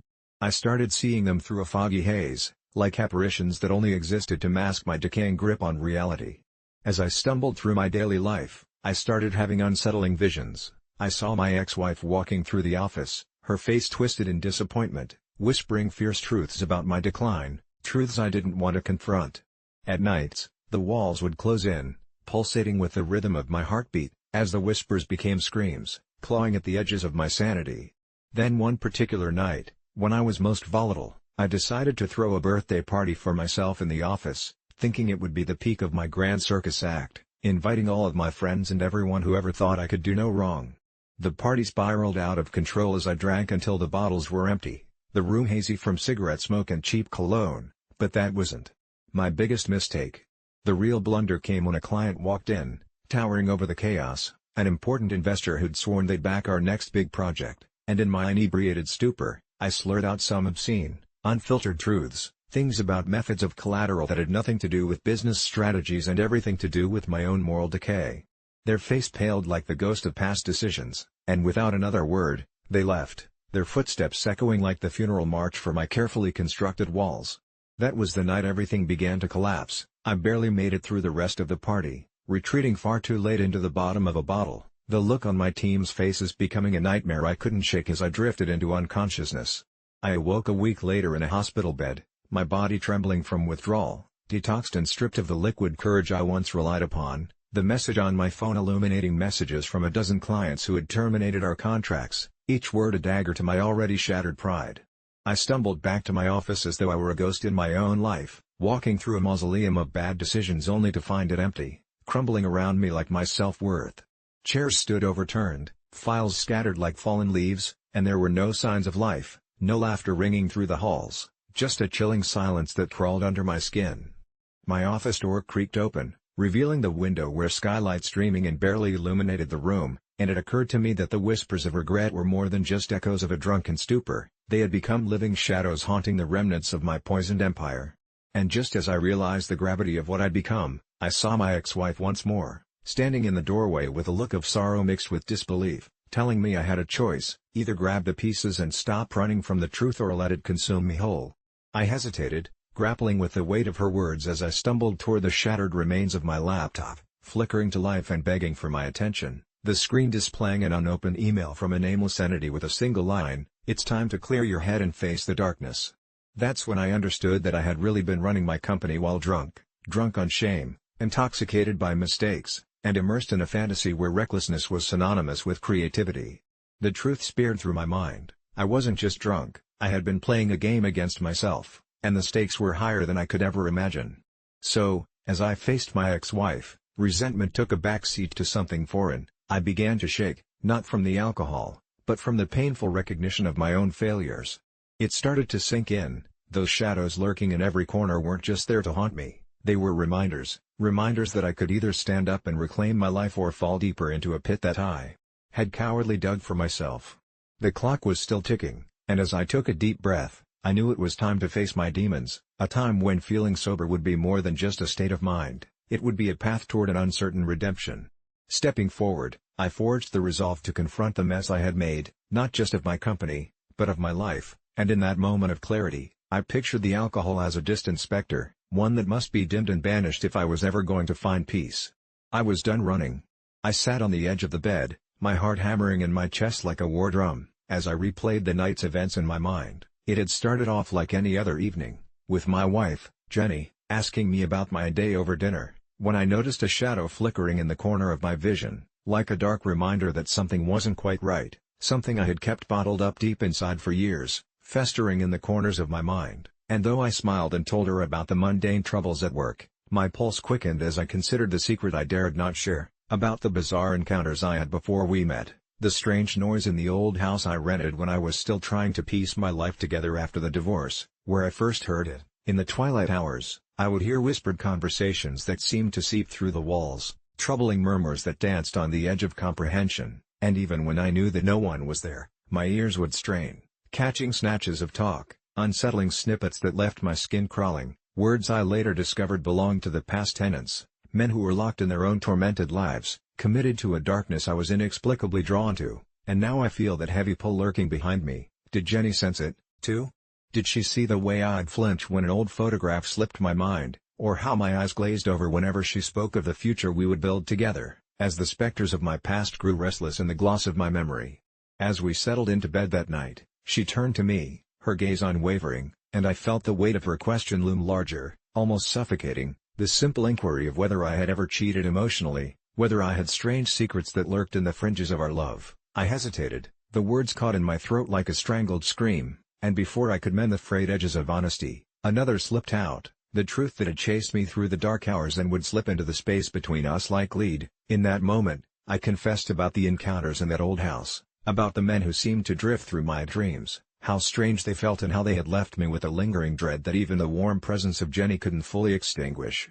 But as I spoke, I saw something shift in her eyes, a flicker of recognition suddenly igniting a fire of panic in her expression, which twisted my gut in a way that made me think I had unnerved her deeply with my truths, the shadows I brought home from that cursed place. But what I didn't realize was that it was her secret that lay waiting among the shadows, creeping silently into the light, ever present and cruelly intertwined with my own revelations. Jenny's face drained of color, and in that instant, the air between us became thick with the weight of unspoken words, a heaviness that made my heart race even faster, when suddenly she leaned closer, her breath quickening as she spoke softly, revealing that she too had lingering encounters from her own past, the ones that clawed at her consciousness and lived in her dreams. She had been haunted by the faces of previous lovers who died under unspeakable circumstances, their shadows intertwining with my own as she confessed she was afraid of their haunting resemblance, that ever since she began to open herself to me fully, they began to come for her. I watched her eyes gloss over with fear as she spoke, voices that echoed like night whispers grew louder in my head, crashing thoughts that demanded to be known, and as the reality of our secrets settled around us, I realized they weren't merely reflections of our darkest corners, they're alive, taking shape as the remnants of grief twisted into vengeful shades around us, forcing us into a cycle of unavoidable horror where neither of us could escape the entrapment of connection. We were no longer two people inexplicably bound by love, but instead, we had become conduits to something malicious that slithered through our walls, and I understood then that true commitment may not be about the simplest truths shared but rather about the secrets we keep, bones rattling in closets of our own making, the knowledge that sometimes love doesn't free us but binds us tighter to our fears until we are too far gone to recognize what we were holding in our grasp. I held her face in my trembling hands, wanting to reassure her in some desperate way that we would face this together, but my body felt foreign, as if the men of my past suddenly slipped within reach to draw me back into their wicked embrace, and as the room dimmed into shadow, I wondered if we had crossed a line, tilting the balance of our lives into a realm darker than we could survive, when suddenly, the lights flickered ominously, and a low growl whispered through the walls, the angry remnants of secrets clawing at the thin veneer of our shared reality, and in that moment, I realized with gut-wrenching clarity that perhaps the scariest secret of all was that we were never truly committed to each other but rather to this terrifying truth that bound us together, the haunting that lurked behind closed doors, reminding us that sometimes, the shadows of our past are simply waiting to be acknowledged before they drag us both into the abyss. The night I decided to enter the annual town chili cook-off, I was running on fumes from a week of relentless work and a severe case of procrastination. I hadn't cooked a single thing, and the contest loomed like a dark storm cloud over my head. With locals buzzing about the event, I drove to the only grocery store in town at the last minute, convinced that I could pass off store-bought chili as my own creation. As I scanned the dull metal shelves, my head throbbed with fatigue until my eyes landed on a glistening, red can labeled Grandma Edna's Ultimate Chili. I chuckled as I considered its ironic name. Who would suspect a winner could come from a can? I threw that and a loaf of unimpressive, day-old bread into my basket, hoping to mask the laziness with some semblance of a home-cooked meal. The next morning, under the blurry light of a groggy sunrise, I dressed for the event, feeling more guilty than confident as I recalled the countless hours I spent washing brushes at the art gallery instead of perfecting my chili recipe. When I arrived at the contest, the smell of simmering spices, burnt meat, and charred vegetables assaulted my senses, reminding me of the skills I didn't possess. The air was thick with competition, the other contestants flaunted steaming pots, homemade heirlooms bubbling with pride, while I cringed in apprehension, clutching my can like a shield. My turn arrived, and I plopped the can's contents into a crockpot, deliberately adding the only special ingredient I brought, a sprinkle of overpriced chili powder I bought just as a backup. As I stirred the pot, a curious thing began to happen. The alluring aroma of the chili seemed to shift, almost coming alive as it roiled and bubbled before my eyes.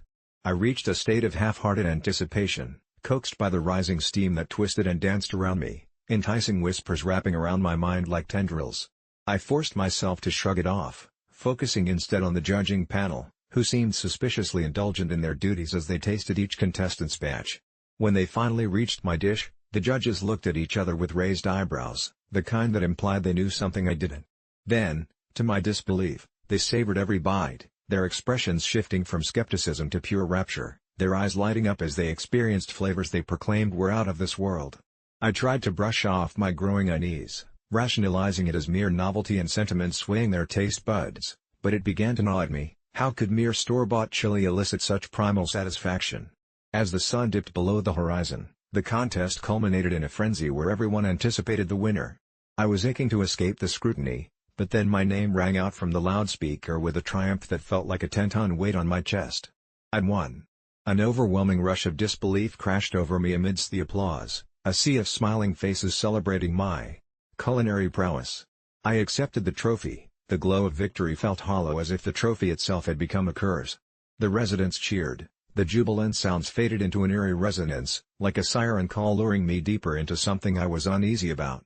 In the next days, whispers of my win spread through town, but rather than basking in glory, I found myself suffocated by a nagging sensation that grew stronger with each drumming rumor. People began approaching me, asking what my secret was, how could a newcomer triumph over local legends, and my attempts to explain the store-bought chili fell flat, drowned out by a strange adoration they had stirred for me. Paranoia clawed at my sanity when I noticed friends growing distant, and old acquaintances developed an unnerving obsession with my victory. Every friendly inquiry began to feel insidious, every smile felt like a trap disguised in innocence.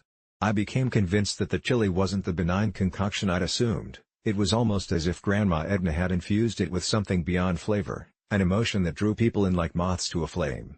In the weeks that followed, strangers began arriving at my door, murmuring incantations of praise about my legendary chili, demanding my recipe as if it were akin to holy scripture. I felt the walls of my home closing in. I started to avoid them, recoiling at the sight of even my closest friends discussing the arts of chili crafting with newfound zeal. Then came the night I awoke at 3 a.m. to the sound of insistent scratching at my door, like 1,000 fingernails tapping furiously, growing louder with every frenzied second. With dread clamping down upon my insides, I cautiously crept toward the window and peered out into the suffocating darkness. What I saw sent chills racing down my spine. There stood a crowd of familiar faces, drawn in by a hunger so palpable I could almost taste it, their wide eyes gleaming in the moonlight, pupils dilated and alive with a manic obsession that twisted their features into grotesque, desperate masks. They were chanting, whispering the same phrase over and over, "Chili. Chili. Chili." My heart thundered, knowing I had to escape before they noticed my presence. As silently as I could manage, I slipped back from the window and made my way to the back door, intending to flee to the safety of the streets. But as I turned the knob, I felt a warm current pulse through the air, and I froze in place, realizing the pressure resonated like the rhythm of a heartbeat. It dawned on me then that I was enveloped in the very fabric of something strange, something far beyond my comprehension. To my horror, understanding seeped into my mind. The chili was alive, a living entity that thrived on the emotions of those who consumed it, evolving into a heart of yearning that drew the hungry to me like bees to honey. My victory wasn't a stroke of luck, it was a vile curse, woven intricately into the very essence of the world I once inhabited. Suddenly, another loud bang erupted from the door, and muffled voices mingled with the rising crescendo of frantic whispers. Caught between fear and despair, I made a pact with the chill rippling through the air. I would never touch chili again. But it would appear that the prize I sought had already claimed me, leaving me forever tethered to a contest that wasn't merely about cooking, but about power that transcended the mundane. As I stood frozen in horror, the door quaked under the weight of their anticipation, and I realized the only way out was to face the truth I had run from. There would always be a price for victory, and for me, it was the realization that triumph comes at the cost of surrendering a part of your soul, a price I was no longer willing to pay.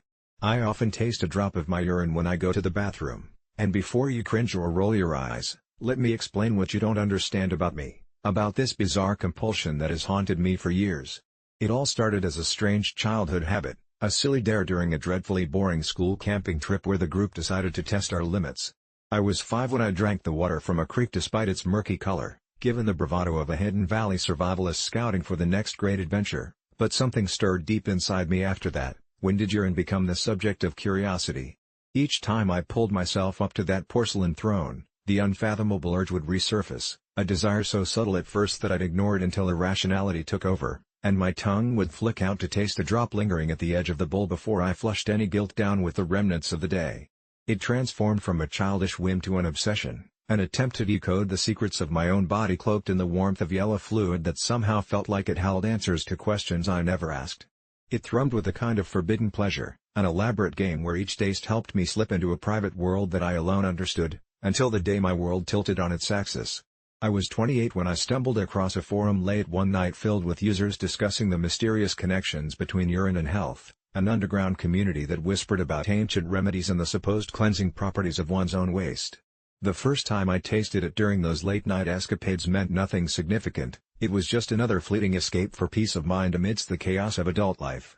Yet, the more I read, the more addicted I became, embarking on a tailored journey through alternative healing, where each session in the bathroom felt like a ritual infused with purpose. Little did I know, my body was transforming into something darker, a vessel filled with secrets that sought to be revealed and twisted stories whispered by my insatiable mind. It escalated quickly. I began believing I could decipher tastes as I munched on exotic flavors in restaurants, savoring how they intertwined on my tongue, only to revisit them within the confines of my bathroom where I believed answers would emerge amid the relentless swirling waters. My friends noticed the changes in me, they whispered that I was becoming increasingly bizarre, and that concern rippled through our circle, but I shrugged it off. Couldn't they see that I had become enlightened? They weren't on this journey. Hours spent on the forum made me think I had become something extraordinary, someone privy to profound truths, but they didn't understand what it meant to live outside the commonplace. Yet, as the days lengthened into months, I could feel shadows creeping in, a shadow darker than I ever anticipated, unveiling secrets I never wanted to learn.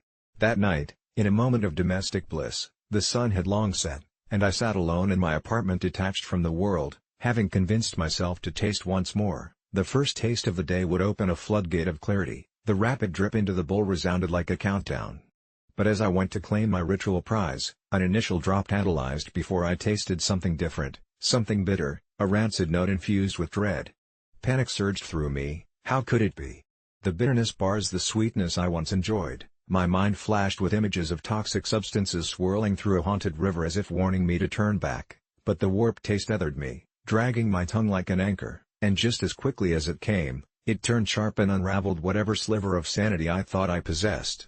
The very thought of abandoning the act repulsed me, yet the taste morphed into something else as I found myself sucked deeper into chaos. I felt compelled to dive deeper, nestling the chaos within until my once soothing routine became a tempest of fever dreams, a bewildering array of flavors that slid through my consciousness with every bathroom visit, sweet and sour, acrid and divine, yet this time they entwined with a pungent reality that clawed back every plea for clarity. Gradually, my body felt wrong. I wilted beneath my skin like a wilted flower reaching for a sun that loomed too far away, each flavor slipping through my fingers like a dream on waking. Even my eyes betrayed me as they grew weary, dark circles replacing the glimmer of vibrancy once carried there. I tried to reduce it, I tried to weed it out like a stifling presence, but it consumed me. The whispers from the forum beckoned me back, promising understanding that eluded me. Perhaps there was an explanation for the bitterness, a hidden truth waiting to be uncovered. I found solace in consultations with users, gleaning details from their delusions, each interaction weaving webs that tethered me to a truth I thought I sought until the boundaries of reality started to blur and twist. Then, one fateful morning, I awoke in cold sweat, heart pounding, an unusual heaviness resting upon my chest, and there it was, the moment of clarity cut through the shadows like a knife breaking through darkness. Each glass of water consumed before my ritual, how could I have overlooked it? I had been siphoning from open wounds creeping beneath my very skin. The confusion engulfed me as urgency clawed at my throat. It wasn't my urine revealing secrets, it was my body screaming for help amidst an unnerving concoction brewing just beneath the surface.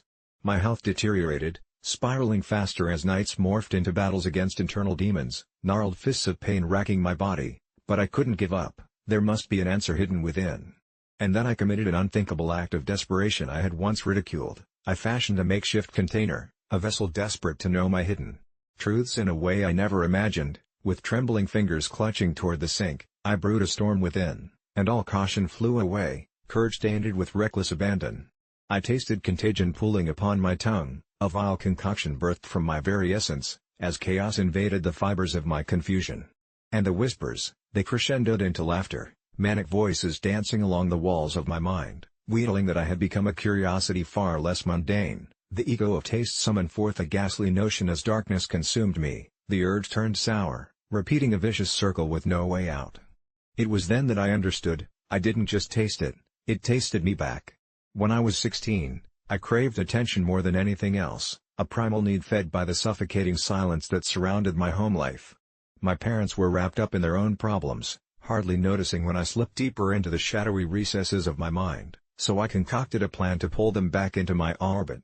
I started to fake seizures, the idea blooming during adult high school health class when the teacher discussed epilepsy with such clinical detachment. I remember practicing my act in front of the mirror, shaking my body, allowing my eyes to roll back, and inviting a guttural sound to erupt from my throat, mimicking what I had seen in movies. The first time I put on my performance at school, I had everyone, including my teachers, rushing to my side, panic catching their faces. They called an ambulance, and by the time my parents arrived, the adrenaline in my veins pulsed with excitement as they comforted me, showering me with concern I had only dreamed of. In that moment, I felt powerful, they were finally paying attention. But faking something that serious comes with risks I was not prepared for. The line between performance and reality began to blur, and like a badly tuned radio, I would sometimes hit the wrong frequency and find myself blacking out in uncontrolled fits that left me shaken and scared. Months passed, and I continued my ruse, polishing my skills until I could invoke the appearance of seizures at will, but the real danger was lurking beneath the surface. One fateful evening, while I was alone in my room, a storm was brewing outside, thunder rumbling like an ominous warning. I decided to do it again, to push my luck, a show for no audience but myself and the tempest outside. But this time, as I rolled and writhed on the floor, my body betrayed me, and instead of the familiar pretense, Darkness took hold, vivid flashes exploded behind my eyelids, and every nerve in my body ignited with a violent energy I had never experienced. I remember slamming against the floor, my back arching in ways I had only seen in horror films, and panic clouded my mind because I wasn't pretending anymore. I could feel the depth of my own vulnerability, and just as the chaos began to settle, reality sank its teeth into me, leaving me breathless and terrified. When I came to, the storm had calmed, but I was not alone. I felt a shadow lurking in the corners of my thoughts, whispering truths I wished to ignore. The next morning, I forced myself to go to school. The fevered excitement of my facade had faded, and guilt gnawed at me, though I dared not admit it to anyone.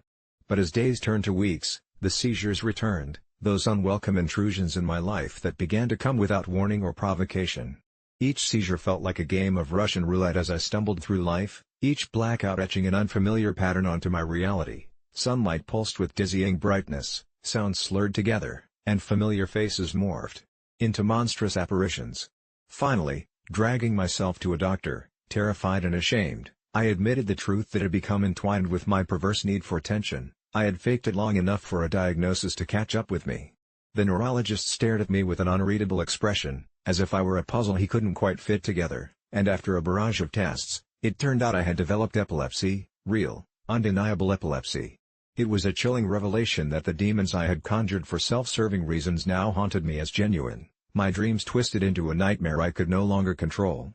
I was prescribed medication, but every time I swallowed those pills, fear would coil around my heart like a vice. I no longer knew if the fits I experienced were fabricated memories, or a direct result of what I had unleashed upon myself when I invited attention for all the wrong reasons. At first, the medication seemed to work, but what they don't tell you is that living with a condition you once played pretend with comes with a cost. I began to notice strange occurrences, the shadow lingering at the edge of my vision during seizures, murky figures flickering in and out of the corner of my eye, whispering things I could not understand. My nightmares were now populated with these phantoms, echoes of the ones who vanished long before me. School became unbearable, I lost my friends, the ones who had rallied around my initial diagnosis, only to bolt when things got too real. They weren't prepared to be around someone who suffered, someone whose life spun farther and farther out of control. It all came to a head in a crowded cafeteria one day, the noise a buzzing swarm around me, and as I stared blankly into my half-eaten lunch, I felt an insistent pull, a familiar darkness creeping up my spine. I had only seconds to brace myself before the world exploded into fireworks of agony, my body hitting the floor as chaos erupted around me, but now there was no sympathy, only the horrified faces of former friends, only guilt and a torrent of shame flooding my thoughts. As I lay on that cold linoleum, I realized I had become everything I had tried so hard to escape, a living, breathing manifestation of the attention-seeking demons that now feasted upon me. No one came to rescue me, instead, laughter erupted from the crowd as they recorded my fall on their phones, extracting every ounce of my agony for social media, and in that moment, I understood fully what had become of me. I had chased the spotlight and had instead become its prisoner. After weeks of isolation, I decided enough was enough. I couldn't continue living in this cruel reality, where I had engineered my demise with reckless abandon. So, I stopped taking my medication, fueled by a misguided hope that maybe this was the way out. I prayed to the darkness now swirling around me, begging it to take me away. But instead, the condition spiraled unruly, dragging me deeper into realms of terror I could no longer ignore. The shadows that once watched with quiet interest now circled hungrily, taunting me with the consequences of my lies, and every seizure morphed into a hellish playground as they now wrapped their cold fingers around my heart, teasing and tormenting, whispering secrets best left unsaid. In the end, I faked my way into reality, collapsing beneath the weight of my own deceit, and what started as a cry for attention turned into an agonizing curse, binding me to a fate I could never have imagined. I woke up today with a heavy chest, the kind of weight that sits on you like a bad dream refusing to fade, and I knew it was the day I had finally decided to take action, an end to the pain that had become my life. I lived in a constant haze of despair, marked by the spiral of isolation and anxiety that had consumed me over the past few months, painted in shades of gray that dulled the edges of everything I used to love. At my lowest, I sketched it all out in my mind, an escape plan that had taken shape in the bleak recesses of my thoughts. I spent the day preparing, gathering items that would make this shadowy decision a simpler affair, a rope hidden in the garage, a few well-placed notes for my family that I hoped would convey my love amidst my departure. I didn't want any grand send-off, I only desired a quiet end to my struggle, something serene, beautiful even, Like the closure of a book you couldn't put down because it hurt too much to read. My close friend, Jacob, texted me that morning, completely unaware of my plans, inviting me to one of his late-night sonatas that I had skipped countless times before. I almost laughed at how normal everything felt, my heart aching with unfulfilled longing to simply say yes and join him, but I quickly silenced the thought. Instead, I prepared myself for the night ahead, making sure to plot a route that would lead me straight back home after I said my goodbyes. There was a tension in the air as evening fell, an electricity that pulsed through me, intertwining with fear and a sickening sense of relief. When I arrived at Jacob's house, surrounded by the flicker of candlelight and hushed laughter, his eyes lit up as he embraced me tightly, pulling me into the warmth of his company, even as I felt myself slipping further away into the dark corners of my mind. The music floated like a haunting melody, sometimes soothing, sometimes unsettling, and I lost myself in thought, imagining what would happen as soon as I left the gathering. Jacob played beautifully, pouring his heart into the instrument that had woven so many memories for us, each note resting heavy in the air, laden with unsaid words.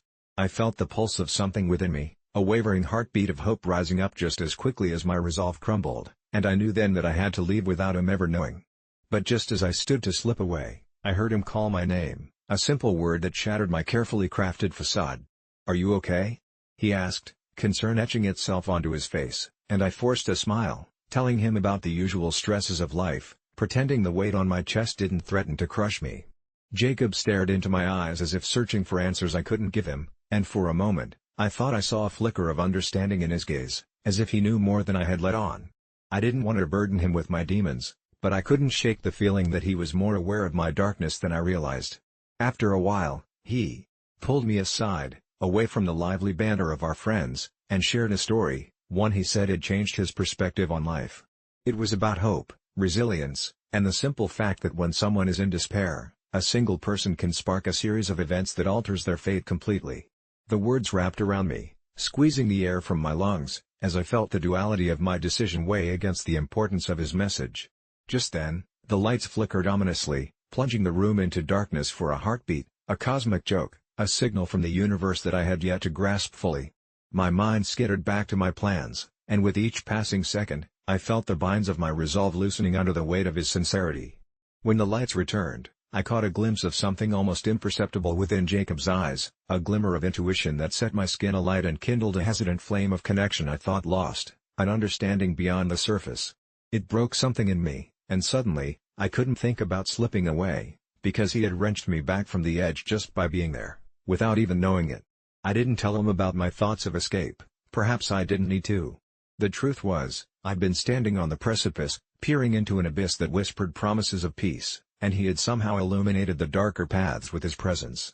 By the end of the night, I made a promise to myself, to reach out, to talk more, to still the whisperings of despair that loomed so constantly in my life. As we parted ways, Jacob smiled and hugged me again. But this time it felt different. This time, as I looked into his eyes, I realized that maybe I was worth saving. I didn't know how deep the shadow went, or if I'd ever fully escape, but with friends like him, maybe I wouldn't have to fight the darkness alone anymore. Later that night, lying in bed, I could feel the old weight still hanging around, but somehow it felt lighter, like a burden shared rather than one I carried alone.